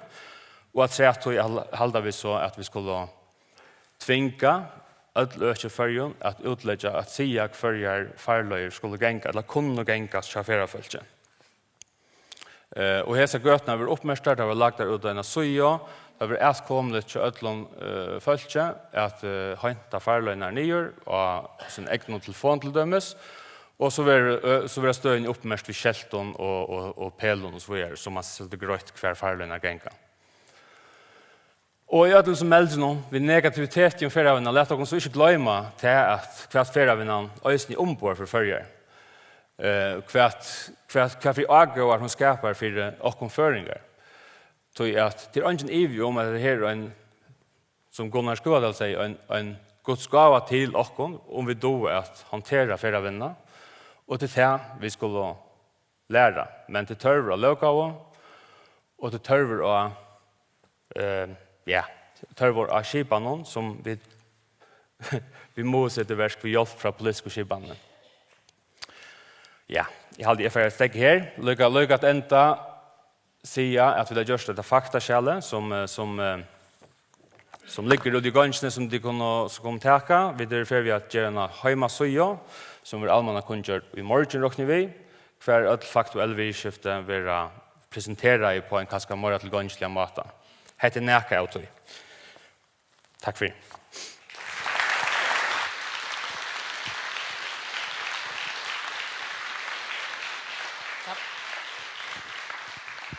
Ja, tack för Jan Palle. Här är ganska så ser det att det ligger ut i gången till folk att ta sig. Ja, det är så. Punt. Det är ganska funt att hitta efter men man huxar om vad man eventuellt kan säga och om man har löt att det finns kaffe. Nu får du en kaffe akkurat här innan så löt att ta samman om och checka som stins. Ja, så är vi välkomna åter och för att börja på annan part och vi för att kommen till att be om året. Kvar handen upp. Vi har två folk här som kommer till det med en mikrofon så kött som det har vinka och han som pekar upp. Här främst var med som går om året vi. Sätta frågor till Ulf. Jag har skrivit 2 sidor men jag ska nu var vi har den diskussionen på förrarna. Du har varit där i några dagar. Du har strängare lov till ett litet land än till våra stora naboer som för exempel Norge och Sverige. Det är ju en känslig fråga och det är en tradition. Jag kan se att det finns möjligheter i ett land som Färöarna att till exempel ha en turistskatt. Det finns ju på vissa andra håll i världen också. Men det är svårt i Norge, ja egentligen i alla andra delar utom Island. Och det kan mycket väl behövas en särskild lagstiftning både för den delen och för attgången till natur.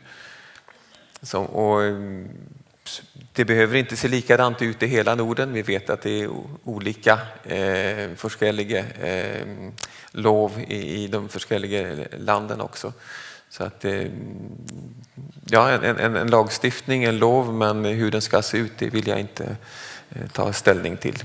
Det må ni själva bestämma. Du nämnde för att Åland har en allemansrätt. Ja. Är den praktiserat strängare annorlunda i ett litet land som Åland än den är i ett större land? Den är strängare i Åland än i Finland och den är strängare än i Sverige också. Men Åland har ju ett visst självstyre som ni känner till. Ja. Ja, ett spörsmål till Silvaner, hvordan ville svensker reagert hvis en svensk skogeier satt upp en bom och forlangte penger för att någon skulle gå tur i skogen? Och hvordan ville de reagert hvis man drev med etnisk diskriminering och sa att svensker ska ha en pris och mörkhudade ska ha en och allt efter vilket pass du har ska du betala en viss pris. Och så vill jag ställa spårningen till de som säger att föringar tar skulle få lov att färra en tur. Ta för man inte motstöv igen hvis man säger att det skulle få lov. Kunde du ganska sagt för du är om du har några särskilt tillfällen det är några särskilt AH. Ja, Gunnar Larne vet jag. Representerar onka fällskap. Men hvis man kommer till det här att föringar skulle få lov att färra en tur igen. Kvar är föringar? Kvar sätter match är det danska definitionen eller kvar är definitionen för en föring? Ja, låt oss ta en spårning sen och lova Ulf att svara först ganska. Jag tror att jag förstod den första delen, men den andra delen var lite svårare.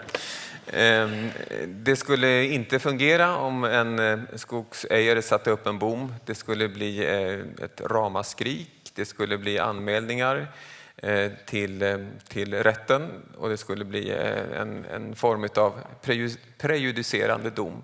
Det har inte förekommit att någon har gjort på detta vis. Det finns ett liknande fall när det gäller skidlöjper i Sverige. Där finns det några som tar betalt för skidlöjper. Men då har man ju tillrättalagt skidlöjpen. Det är inte bara att ta betalt för en skov. Det är alltså det har varit visst arbete med tillrättaläggning. Och då kan det kanske vara okej. Ja, tack. Vi tackar spårningen till hinna, men lite löta. Jag ska minnas till det. Det var omkring här uppe. Här. Hej. Jag undrar om någon annan påpekade att på Färöarna har vi en högre koncentration människor per kvadratkilometer. Men det jag undrar på, du pratade om det här med slitage, även i Sverige och Norge. Finns det några undersökningar som visar någon påverkan, alltså har allemansrätten någon påverkan på slitaget, antingen negativt eller positivt? Finns det påverkade? Är det, ja. Kan du säga kanske vad du är reisande? Se hur är det? Ja, det är gott att först presentera sig. Ja. Maria Reinstein idé, men det är bara vanliga civila personer. Tack. Som har bott i Virgin och Jar. Tack. Ja. Du talar om befolkningstätheten.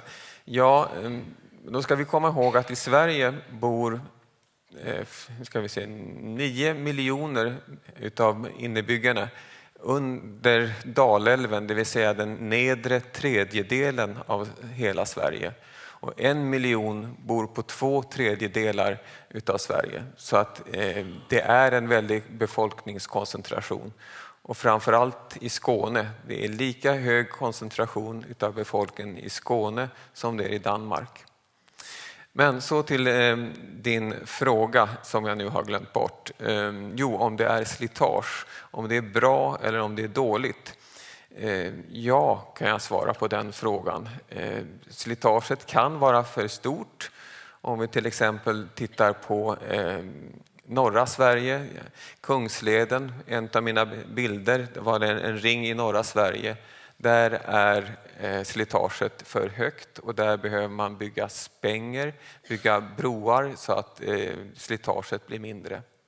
Men det finns andra undersökningar, till exempel har Orienteringsförbundet, OLÖP, heter det på dansk, förstår ni vad jag menar då? Orientering, när man springer med karta och kompass. Ja, de har gjort flera undersökningar som visar på att ja, det blir slitage, men det gynnar andra växter. Så i vissa fall i naturreservat vill man ha ett högt slitage för att vissa växter ska gynnas.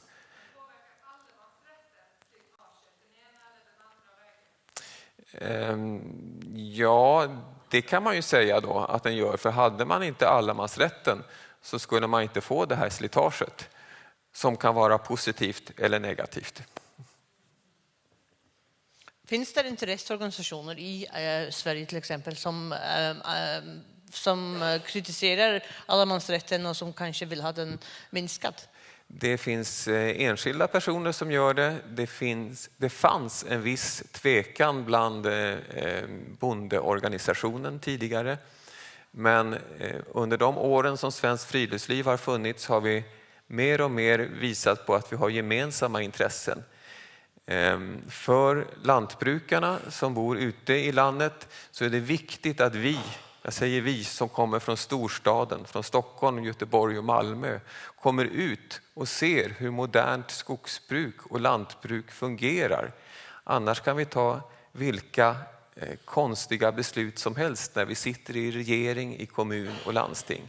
Så många av jordägarna ser en fördel av att människor kommer ut i naturen och förstår modern skogsproduktion och djurproduktion. Sådana jordbrukare har en positiv infallsvinkel till att han får gäster från storstaden. Ja. Ja, tack. Så hade vi skulle vända till spåringen från mannen av främst rövis vid fågon en kvarsmansratt om det är så. Hvordan så vi så fyra kunder kan praktiseras kan man göra mona och se föringar kunna ganga frukt i henne och ta kunna utländska inte här skulle gälda. Som kan det kunna över huvud se när kom till. Ja, Palle? Ja. Ja, I världen jag i upplägg någon är allt att det blir till, alltså tekniskt, hvis man vill, och det blir till att loka och att göra mån. Det var kanske inte väl lyft och var vi parsar av ES så var det mer problematiskt att göra det, men vi kunde göra det hvis vi vill. Därför har vi för en rikve av omsidningar och praktisk om besvärligheten att göra det. Och till helt säkert en enfaldare och lättare lösning att hantera att ha en skipan för ödel. Magnus, är du samt vi Jonas det är bättre att ha en skipan för ödel? Alltså jag hade gått så rich. Jag hade man ska vara oändliga värden vi att diskriminera mellan föringar och andra. Alltså jag hade vid att tillåta öron folk om det som rätten som vi inte har att ha vidare färdas alla möjliga är stan. Alltså de flesta stöden jag har varit här jag har varit uppe i Gingsjö och stan i Alpen och i norra och här har vi haft rätt till det. Så är du så jag ska så att föringarskolan ha en särskild alla rätt som bär galtan för oss. Så i hela fällan håller vi inte till. Sån arbetar vi först och främst fyra kvarsmansratten i förrjun och han först och främst fyra också. Men så ska han eisen med galtan för flera fall. Men jag hade det med att vara ära skipaner som ära skipaner en till grundläggande ratten till ödlarna färas frukt så må det vara ära skipaner som avmarska nöktna och flera folk. Ja, de skulle spela dig om du inte, alltså du det som är så med skilje herfälla, så jag tycker intentionen till arbeta för det som folk som unga ögon då man väl en frisällan tur i naturen här som bara är en själver eller vid fyra som fär ut av kallen och njuta dagen här. Men du vill chans här är först 1000 utlänningar och Revenja där som eisen atlasar uthäbant och som du har sagt att vi måste ha den här rätten. Är det inte ett sort hostile takeover av herfällan också? Nej, det håller inte. Alltså, jag håller stadväck att hej ratten som vi eisen runt att göra uttryck för i framtiden. Jag håller att hej ratten är öjliga grundläggande. Hvordan man så styrer ser och har malen som färavinne och lampet det är något som 80, jag vet inte om det det, men det är 80 av er loka en helt örne vöj som regulerar och köper de tingene med de ratten som är ratten av färas frukt i naturen är nekmare grundläggande. Det är att vara som i Sverige här det är en grundlag. Det är öliga grundläggande, det är den mest grundläggande loven i Sverige i röver. Och jag menar att grundlagar arbetar som hever uppe i vänta för flera omförande. Här hever det när allemansrätten vi nämnde alla tøyen. Utan check, märkvärdigt nog. Det som kommer nu. Man klarar uppenbart att praktisera bättre att det här var lover som vira och rätten och samstundes att det här var göra borgaren under landet och öron löjve till att nöjda naturen och frukt. Jag är inte eisen att kunna få oss där rygga i förrjum hvis det kan rygga i norra Island och Ärstande. Jo, det rikkar øyla vel, her det rikkar, men ta i truste blod så størst alente som det til mest okkom, så rikkar ikke så vel. Og det er så best at det er skiene som lente fær.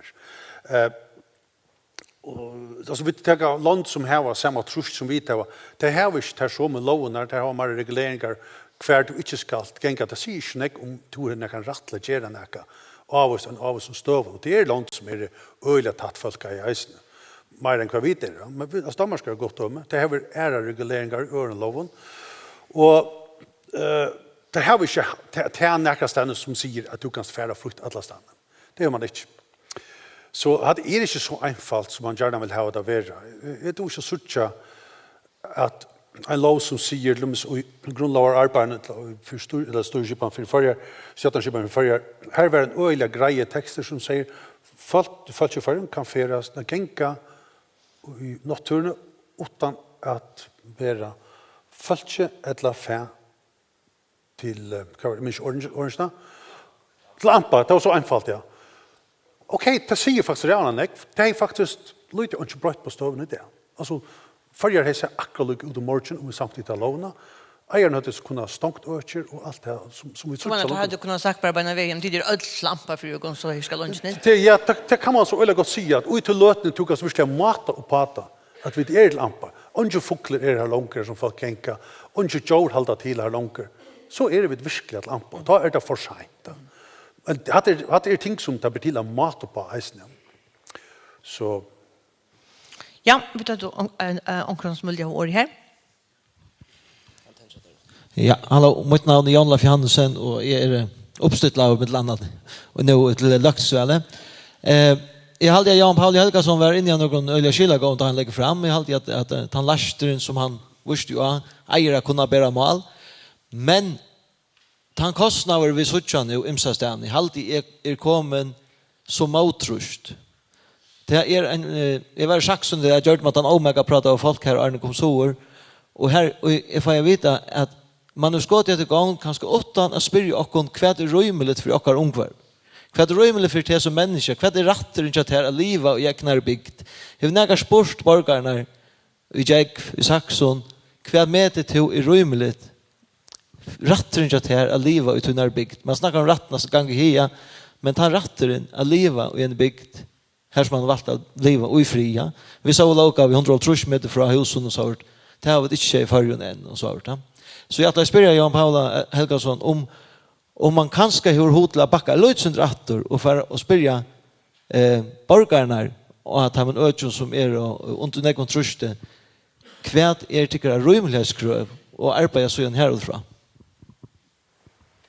Ja, alltså ja, det är alltid hälsokurs som man ska. Alla goda lösningar täcka stöd i en samskifte mellan vi kommer att pastar och till östen så är vi förvinn och det kan gott vara att man för från Arne så jag skulle teacha det här church. Det är bara öliga ofta så vet vi hade inte vidare sen näka för dem i förska politiska show att man löser en trubbelaga proaktivt. Alltså du ska allt ha en stöv och Arne reagerar. Och det här är spårningar som Magnus var inne som är så grundläggande och principiella. Hvis vi tar som trust alente, ja men lätt att ta som te och naturvärld. Vi har en landbunna som täcker allt och alla och natur. Det är next trust alente bara på en annan mata. Vi har ösna vi lever ösna färslo i fjällen av ATV:ar till ösna trust alente och ross och annat. Alltså lätt att ta som hur vi brukar och natur. Låta gå planlägga och lägga öka ut och kanske skilmarska kvärt och luft kvär.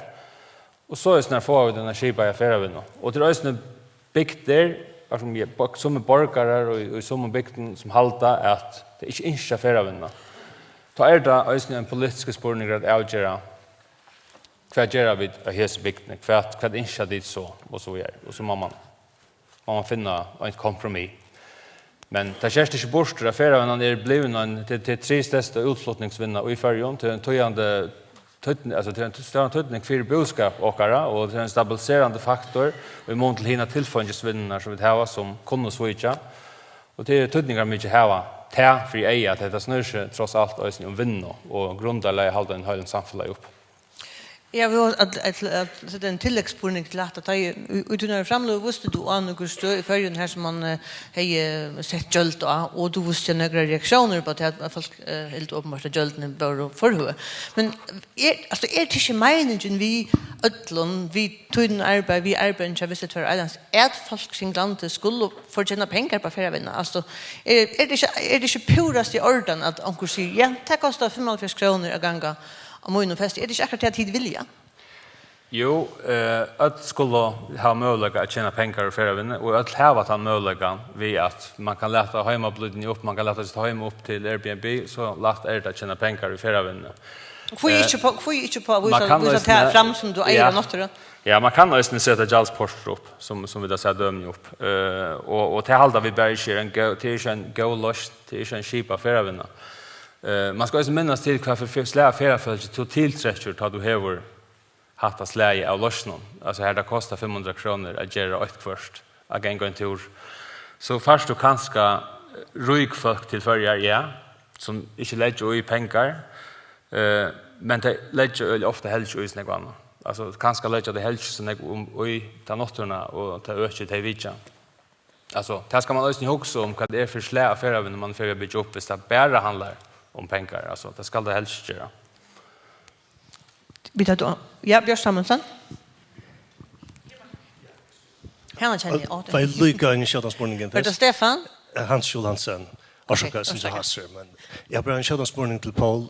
Paul, du lägger ut vi tunnar framlöv. Jag säger att skulle ha rätten till att njóta först naturen.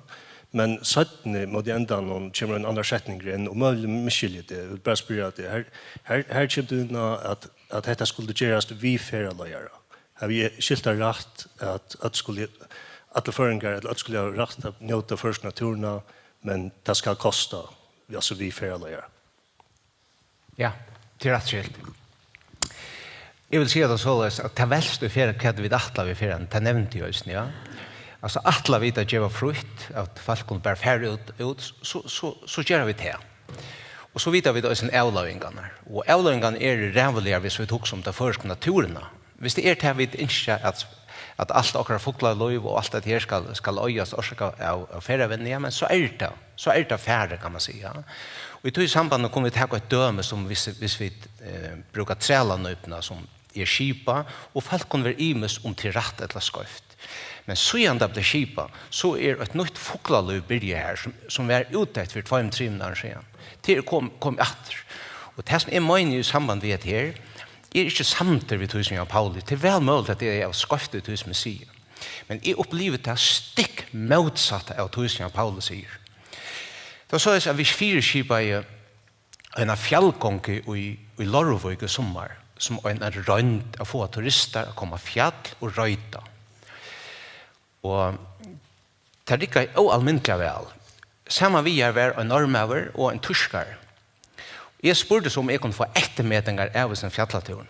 Nå visste det således at Bayer var atterkommende til førjar, til nå hadde vi, altså ferravinnan som skipper for fjallaturen, skipa i turer ut den førske fjallene, til kom der atter i år, til at det ville være sammen vid lokalen ferraleieren. Det valgte i fjør affär atter tog det var inte till på affär ut i fjäll. Så I helter handa vägen att vi skulle appellera att få helter färre och mer betalande gäster hända vägen till att uppleva det försk naturen. Och så som harma med oluxhaljan där vi tar som pris alltså färre folk inte här som prisen är bäst och tillbo är bäst. Jag kan nämna andra döme. För 14 dagar så stod vi ut i Enneberg vid en amerikanare. 2 timmar framan undan här steg i rasplatsen i København. Nu ständer han ut i Enneberg, han är ferast i över 200 London. Vi ser att 220 London är tillsammans. Så detta är det mest fantastiskt är nägrant att ha vi uppleva och i världen. Att fyra har bara betalt 500 kronor. Det som prisen skulle vara 5 000 kronor skulle jag bestämma, säger amerikanerna med. Så det är ju öliga imiska såna här. Alltså I halde till skaft att geva frukt. Vi har massa turism I Färjön som stående nu. Folk gänga alla ses. Det här vi inte. Ja men så det här. Så geva vi slånar frukt ut. Jag kan låta alla slånar upp att i hiking som vi lade efter för 2 månader sedan och jag gättar själv till mina slåer. Så har vi massa turism. Visst det här vi inte. Vi har så rävliga skaft av Visitor Island att blanda pröjs. Förstår du nu är för att blanda med pröjs och så pröjsen av matstånd I havn om det I mister. Alltså tant som levererar när goda varor han får kundarna till upplagt. Ja, Jan Paul, du har svär. Vad menar du vid du säger det? Ja, jag börjar samt vi Paul. Självande här vi då ser förfallen som efterspyrja sig gå upplevelsena som vanliga fälter vi en goda tjänst. Till månaden att vi kunde gott kräva pengar. Ta det en god tjänst som följer vi. Jo men det lägger upp till det att vi levererar en tjänst. Vi förra löjen så löjs att vi får spjärta det ut kring alla färger och I kvankrok och att förfallen och till lokala kunna leverera till söveliga som runt om steg och kräva pengar att vi går samviske och samtidigt det en tjänst till det som understryk. Ja, Magnus Bimore. Ja, jag alltid nu kommer det handla så rävan om färravinne och I grunden helt I gusser att tema är allemansrätt. Ett som rävligt viktigt, nu snackar jag om att sommarställen så rävligt folk och det något bestämt Instagram-stöd att det så rävligt folk. Och Paul snackar om att vi skulle sprida det ut om allt landet. Men ett som otroligt viktigt I öllnesen här, det naturvärden och ta mig som Jan Hegen säger I sin upplägg att faktiskt den stora mån I lokalne ligger till festen själv med det. Det alltid blåskaft, så det borde faktiskt vara tannbyran borde vara tidsen av festaren och det åtte vara en allmän myndleitjes och en verlig friingalov I Färjön. Här vi finner korslagt och definiera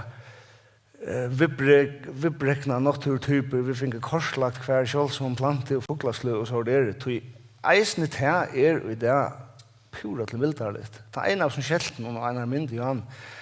Det var et kjøl utnevnt fuglareservat av Holgafedle og hvis ikke det faglig serfrøye og en allmenn logav og en allmenn myndelig i vis sånne ting, så blir det pur håpløst. Jeg mener vi skulle ha en iviskipa areallov og en markfeldeslov som definerer alt det. Og ta vi til gusser I herfellan av tog Askoan, at ta en sånn faglig serfrøye myndelig har sagt at hatta her et øyla vippredje I Mørlandet vi en øyla vippredje full av løve. Ja, men så stod vi til. Og hvis det stod opp til morgen, så var Midtjens Holmer stangt for lenge siden. Altså, det helt obegripelig at det stadigvæk kan gå vassa folk ut I Midtjens Holmer, hala luntaner opp rollen og ta selfie. Så det aldrig Ja, vi tar då en av vi med syng. Hver var det? Ja, her. Ja, god kväll. Edita Jakobsen heter jag. Jag har en fråga till dig, Ulf. Det är möjligt att du nämnde det I din presentation, men jag minns inte riktigt, så nu frågar jag för säkerhets skull. Det pratades lite tidigare ikväll om slitage, som ni såklart upplever I Sverige också. Kan du säga något om hur man åtgärdar slitage I Sverige, hur man finansierar det, tänker jag. Alltså finns det en extra skatt som man pålägger turister, eller är det kommunskatt, eller hur funkar det? Det finns ingen sån skatt som man lägger på turister, det gör det inte. Turister kommer från alla möjliga håll, det är inte alls på samma sätt som en ö där man kan reglera det. Det är antingen kommunen, men oftast är det statliga pengar, alltså från samfundet.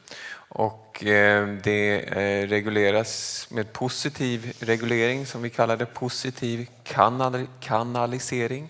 För att minska slitaget bygger man broar, man anlägger stier och eftersom de allra flesta utav oss är bekväma så går man på den här anlagda, fina, torra stien istället för att gå vid sidan om. Det finns ett speciellt anslag som Naturvårdsverket ger till länsstyrelserna för att underhålla den här typen av stiger. Ja. Ja, men det är vi mission, okej? Ja. Inchland Didriksenström, vet jag. Ställer upp till Löktingsvälle. Det är en spårningar till Jan Falla. Jag har alltid det gott att du efterlyser politiska handling och sen tar det kommer till Nottervärld. Men jag husker om Goss Visit Faroe Islands att flytta sig bort från till Unexplored och Unspoiled Richmond som var en öliga stor kampanj som kanske gav folk en avvisa mynd av goss man kan färas till förjon. Gossetid lyckas som stid här var några atlan om att bröta de myndna gossetid att lägga det. Ja, nu arbetar jag inte vid marknadsföringen själv. Jag är inte vid tandparten av verksamheten som så gör mig självande. Vi tar oss en examen och vi tar oss ösning med den här spårningen som vi kommande. Alltså tror jag att självande ska då alla den här tillägga tandmarknaden du häver. Alltså du ska tillägga marknadsföringen till de stödna som Och självande vi lever känner bobblo när jag visit Faroe Islands. Vi sitter och höra vad händer. Och självande vera alltså nu och mynter inte visst där av Saxon och i Nökrar och så vidare ja självande tar folk inte insta att man promoverar det så German helst det men alltså och mynden är att följa och ett avspilt land av Ica det är ju relativt hot jag hade gott vi kunde bruka det om och framväs till ett gott brand som vi framvis kan bruka till att det är som London Big som kommer till förr han upplever också som otroligt avspilt land och det är som inte bara ett slogan men också ett lyfte att de röna varva det alltså och det vill jag vi gärna att vi vill till en av är allmal någon så fällan att arbeta för det så det är inte bara slogan det är en arbetssättning alltså jag vet inte om det Ja, vi får köta att ända funden men Björn Samuelsen du ska få ordet. Ja. Tack för det god kväll. Jag att jag spyr om alltså jag har alltid här två nog så allvarsom check som är blanda i sen samman. Anna nämligen kvarsmansrattren eller rattren till öllom förenkon att färas av fjällliv fjörro och hit ett eller allvarsam check om färavinne. Som kanske häver iverhallokna centrum till kvart vi tar klara fält vi så rent politiskt. Men mitt i mitten här ligger kanske att tutningar mest av ödlon och det är ätligt till natturerna. Tyvärr är det stocken inte få samtidigt det ser naturvärda låna nu och det må komma till det är att herre vaskalne är att det ser ätligt skulle viast. Man tar om man inte ska mona för en utländikum men man må ta särskilt ätligt mot färravinna. Tui att tror jag skulle för sagt och kvällt man ska göra fällas regler för Atlanten men troplägen är inte den samma i Atlanten. Vi har en 3-4-5 stöd förrjun som är totalt ivrent av turiston. Man har väl inte halta sin hånd om omkring bönta och omkring byggt. Jag kan gott nämna Saxon, tog man reagerar väldigt äcksligt och nu är Porsche kommer upp som en annan bönt jag sett upp. Men det här är ju egentligen bara ett uttryck för att man är lätt att stäga till. Och hvis vi för att vi skulle lycka att behandla öll, vi har nog stöd förrjun har vi nöjast att sätta avmarschningar. Till Eisengaltan, Lundaland och Mykinese. Magnus nämnde att det är att onkel hoppar ut och lontar. Jag har sett det ofta, jag ofta väljer och det är faktiskt för föringar som gör det. Alltså föringar som är vänner att fänka lonta och vet. Alltså vi tar väl track och jag till Lundaland och släcker till ätligt eller borardikt. Hellre inte tar tojen till inte kom undan till lontan. Så det är några öde allvarsom ting och hvis vi ser att vi skulle lycka behandla öll så är det så här så stöden är avmarskaj och det är äsning avmarskaj för föringar. Så min spårning är att inte till de panelen som argumenterar för att lycka behandla öll om vi skulle gå och täcka te. Det på en mer center till jag följer att alla föringar skulle ha rätt till affärer kvar som helst för när som helst. Men det är helt säkert att det som stövon ta kunde jag ut av kattlen här för vi är nöjt att säga att hette ett tal som är rejligt. Inte minst mot naturen och naturvärld att säga att länder kan bära eller öka kan bära eller fåglar kan bära. Ja. Så det är öliga avbjörande ju samma sätt och till ungen i om man vill ha naturvärda lov och ländsplanliga lov som är nämnt. Men här är eisen en arbetarhalt jag färd in och säga att färravinna må vara borardig och hon må skipas i samraj vid hej som byggva och som små plåsten. Alltså det finns då inte värre utan om det. Ja. Och för att vi skulle kunna komma av Malvi som funden så är det ganska väl på sig plats att sprida det nägar mat att lösa det här så lösnar. Jag vet att vi glada bäge tar vi dama gång i hövn och öron och tar vi själv i en hea och tar vi att lägga för även nägar mat här som vi kunna göra allt klart. Alltså jag kan börja med att säga att det här att höra till öjligt och vi betalar näck för att göra forskjelliga ting. Det är sånt omtalat. 45 kronor för gänget och lönna kanske vi trava. När kommer nu vimfolk om fiska lax och sill. Det var något trava för 20 000, ett spel för 30 000. Det är färre till Oslands och fiska guldfosse för 12 000 kronor om dagen. Vad är det 45 kronor? Vad är problemet helt ärligt? Det är för så glädjliga att lönna utan att huxa så redan om att gälda 45 kronor för det här. Så vad ska vi huxa om att det är eisen näka nytt så vi inte är van vid. Men vi kanske skulle sätta näkmara prus på det som vi har. Och det blir väl till att göra mån mellan borgaren landet och ärastanne. På samma måte som en kommun kan göra borgaren skulle säga avslåtter en svimmehille. Men borgaren är kommunen får inte ta en avslåtter. Det är fullt legalt att göra det. Så du alltid man kan gott segregera och se att förändrar har en rätt och det väl. Jag tycker vi utländska borgare betalar 12 000 dagen för att fiska guldfoss. Det gör vi annars med robot. Paul? Ja, tack för Björst att ni säger pura samtidigt som du säger. Det är inte bara utlänningar som ska göra naturen, det är sannolikt också föringar. Det nu just skottiga stammarna till att nu ankra föringar börjar ta världen ner för att så flyttat in i havet just själva. Och det har man med upp att mer. Men låt det färra. Jag vill bara ängst i samband med färravinna är att det är nejot att vinna sig samman. Jag säger det för ögon arrsjöarna vid Visit Faroe Island. Att det är öjliga ringt att få en politiska sämj. Hon är inte tid. Alltså vi ska vara ärliga i urförknör. Hon är till häver alla vargarna och i alla flockarna till att ta en löst. Och till ver en löst.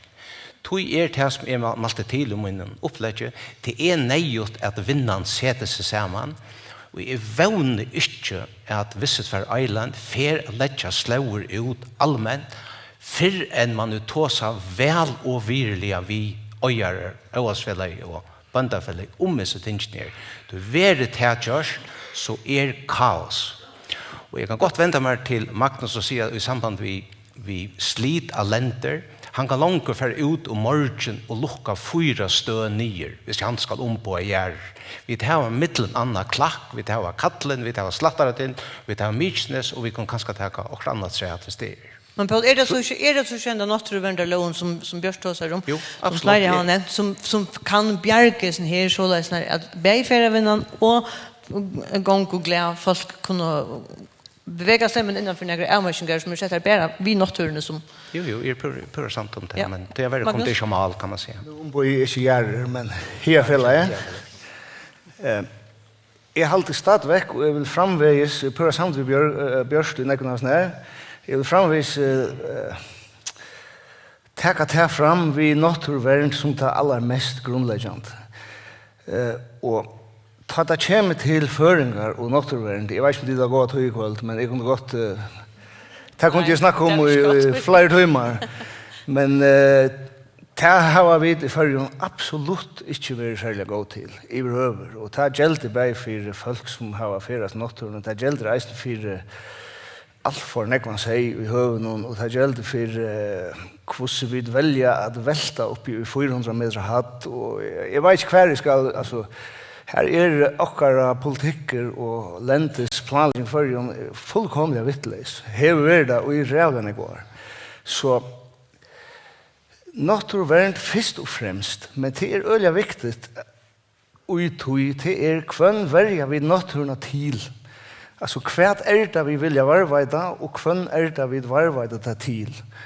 Och är det en upprunalig natur som är här Arvid hur finner sig eller vill jag ha en natur som är här som du häver ganska hälften av till biten som är i hövn det är eisen så här översjut och här är så rävlande myrländerna som nekva stani och i alla heimen i det är vart av konventionen och kvar vad det tog det gå på såna karpon. Det här har vi dränat ner i vattenorskverk till hälften av alla österödena.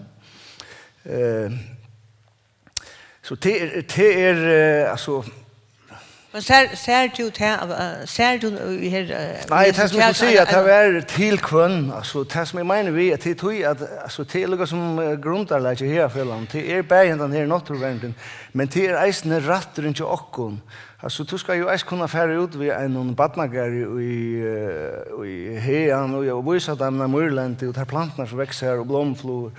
Skolar skulle ha utgång till hesa naturerna som vi så gärna skulle. Kunde inte ha vi 13 alltså. Självande vi 13 och vi har hört en svia här i kväll fortälja om hur allemansrätten virkar i Norrland och vi massor av träd. Vi ska ha alla de träden. Ja, så som det passar sig till åkare vi skifter. Självande är det strädalest, men det är viktigt. Jag håller naturvärden är nekta viktigast. Alltså det som ligger under, vi skulle ha också visa fram, alltså grovbrott, alltså jag vet inte vad alltså du kan köra en liten biltur och det är simpelthen så väldigt svaren i landsland alla ställen för. Nästan inne i kvarje bygd i Sundaland, jag kan tälja en 5 på kvarje Sundaland. Ångande fyllt ut att det är ångande näka som helst. Alltså naturvärnt först och här har vi en risa uppgave politiskt. Jan Paul, hur så lever det till nu runt om man säger naturvärnt först? Ja. I mån till två han som faktiskt lagt en atlan fram här. Ja. Du får ett uppskott till hur man kan börja lösa det. Ja, akkurat. Ja, och vi tog i atlandet, hvis vi bara tog för utländingen så hade vi haft 100 kronor från kvarjon, så hade vi haft 4 miljoner naturvärden, hvis vi bytte det i treningar. Så du kunde sett starsfolk, vi kunde göra regliga kanningar, bara vi har som pengar, men det ska kanske upp att det mera till. Alltså, vi är pura samtidigt att naturvärden och att täcka hand om åkara tillfående och naturna är helt grundläggande och det är existensberättelse tja för att vinna. Hvis inte man gör det, ja, men så är man för att säga gröna när man sitter väck. Och så börjar vi spyrja, kunde vi göra allt glädje, bära till att finna en lösning, men det gör det inte. Alltså, det blir inte till. Och ja, för att vinna... För er sådan, Per Paulus Slaven för in hål, för er det som inte blir glömt. Alltså vi är och sloppna gänga och shared ut missions höll alltid ja till det nu har ett aktuellt ämne som Björstad ja och vi inte var att han rätten skalt om han kanske inte vill bora det går helt nu ger förvännen att det kommer neckfullt och gänga han turen och trust det blir förstörst är man nöjd att göra något vi tar alltså problemet är nu det bara blivit större och ja det innebär så att vi må avmarska färsen av sin ökjon och det skärjer fralse och en avmarska imon tja och konföring och ösne. Men det ger alla vinner. Alltså elven ger att vi inte kunde ha sojaberg långt. Alltså skulle vi så inte ha elven långt av fjörn. Alltså det är ett trade-off i ötlån vinnern som man må ger upp för om man vill eller inte. Tack. Ja. Ulf, du är den enda personen här i bordet som bara får tillåtelse till att säga ett sista ord ett eget val. Ja. Ett sista ord, ja.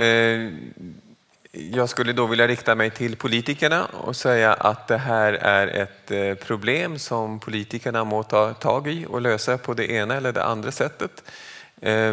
Jag kanske inte ska uttala mig om vilket sätt, men risken är att Färöarna får ett väldigt dåligt rykte. Vi såg dina bilder med de kommentarer som finns och det kommer problemet kanske löser sig självt. Det är ingen som vill komma hit helt enkelt.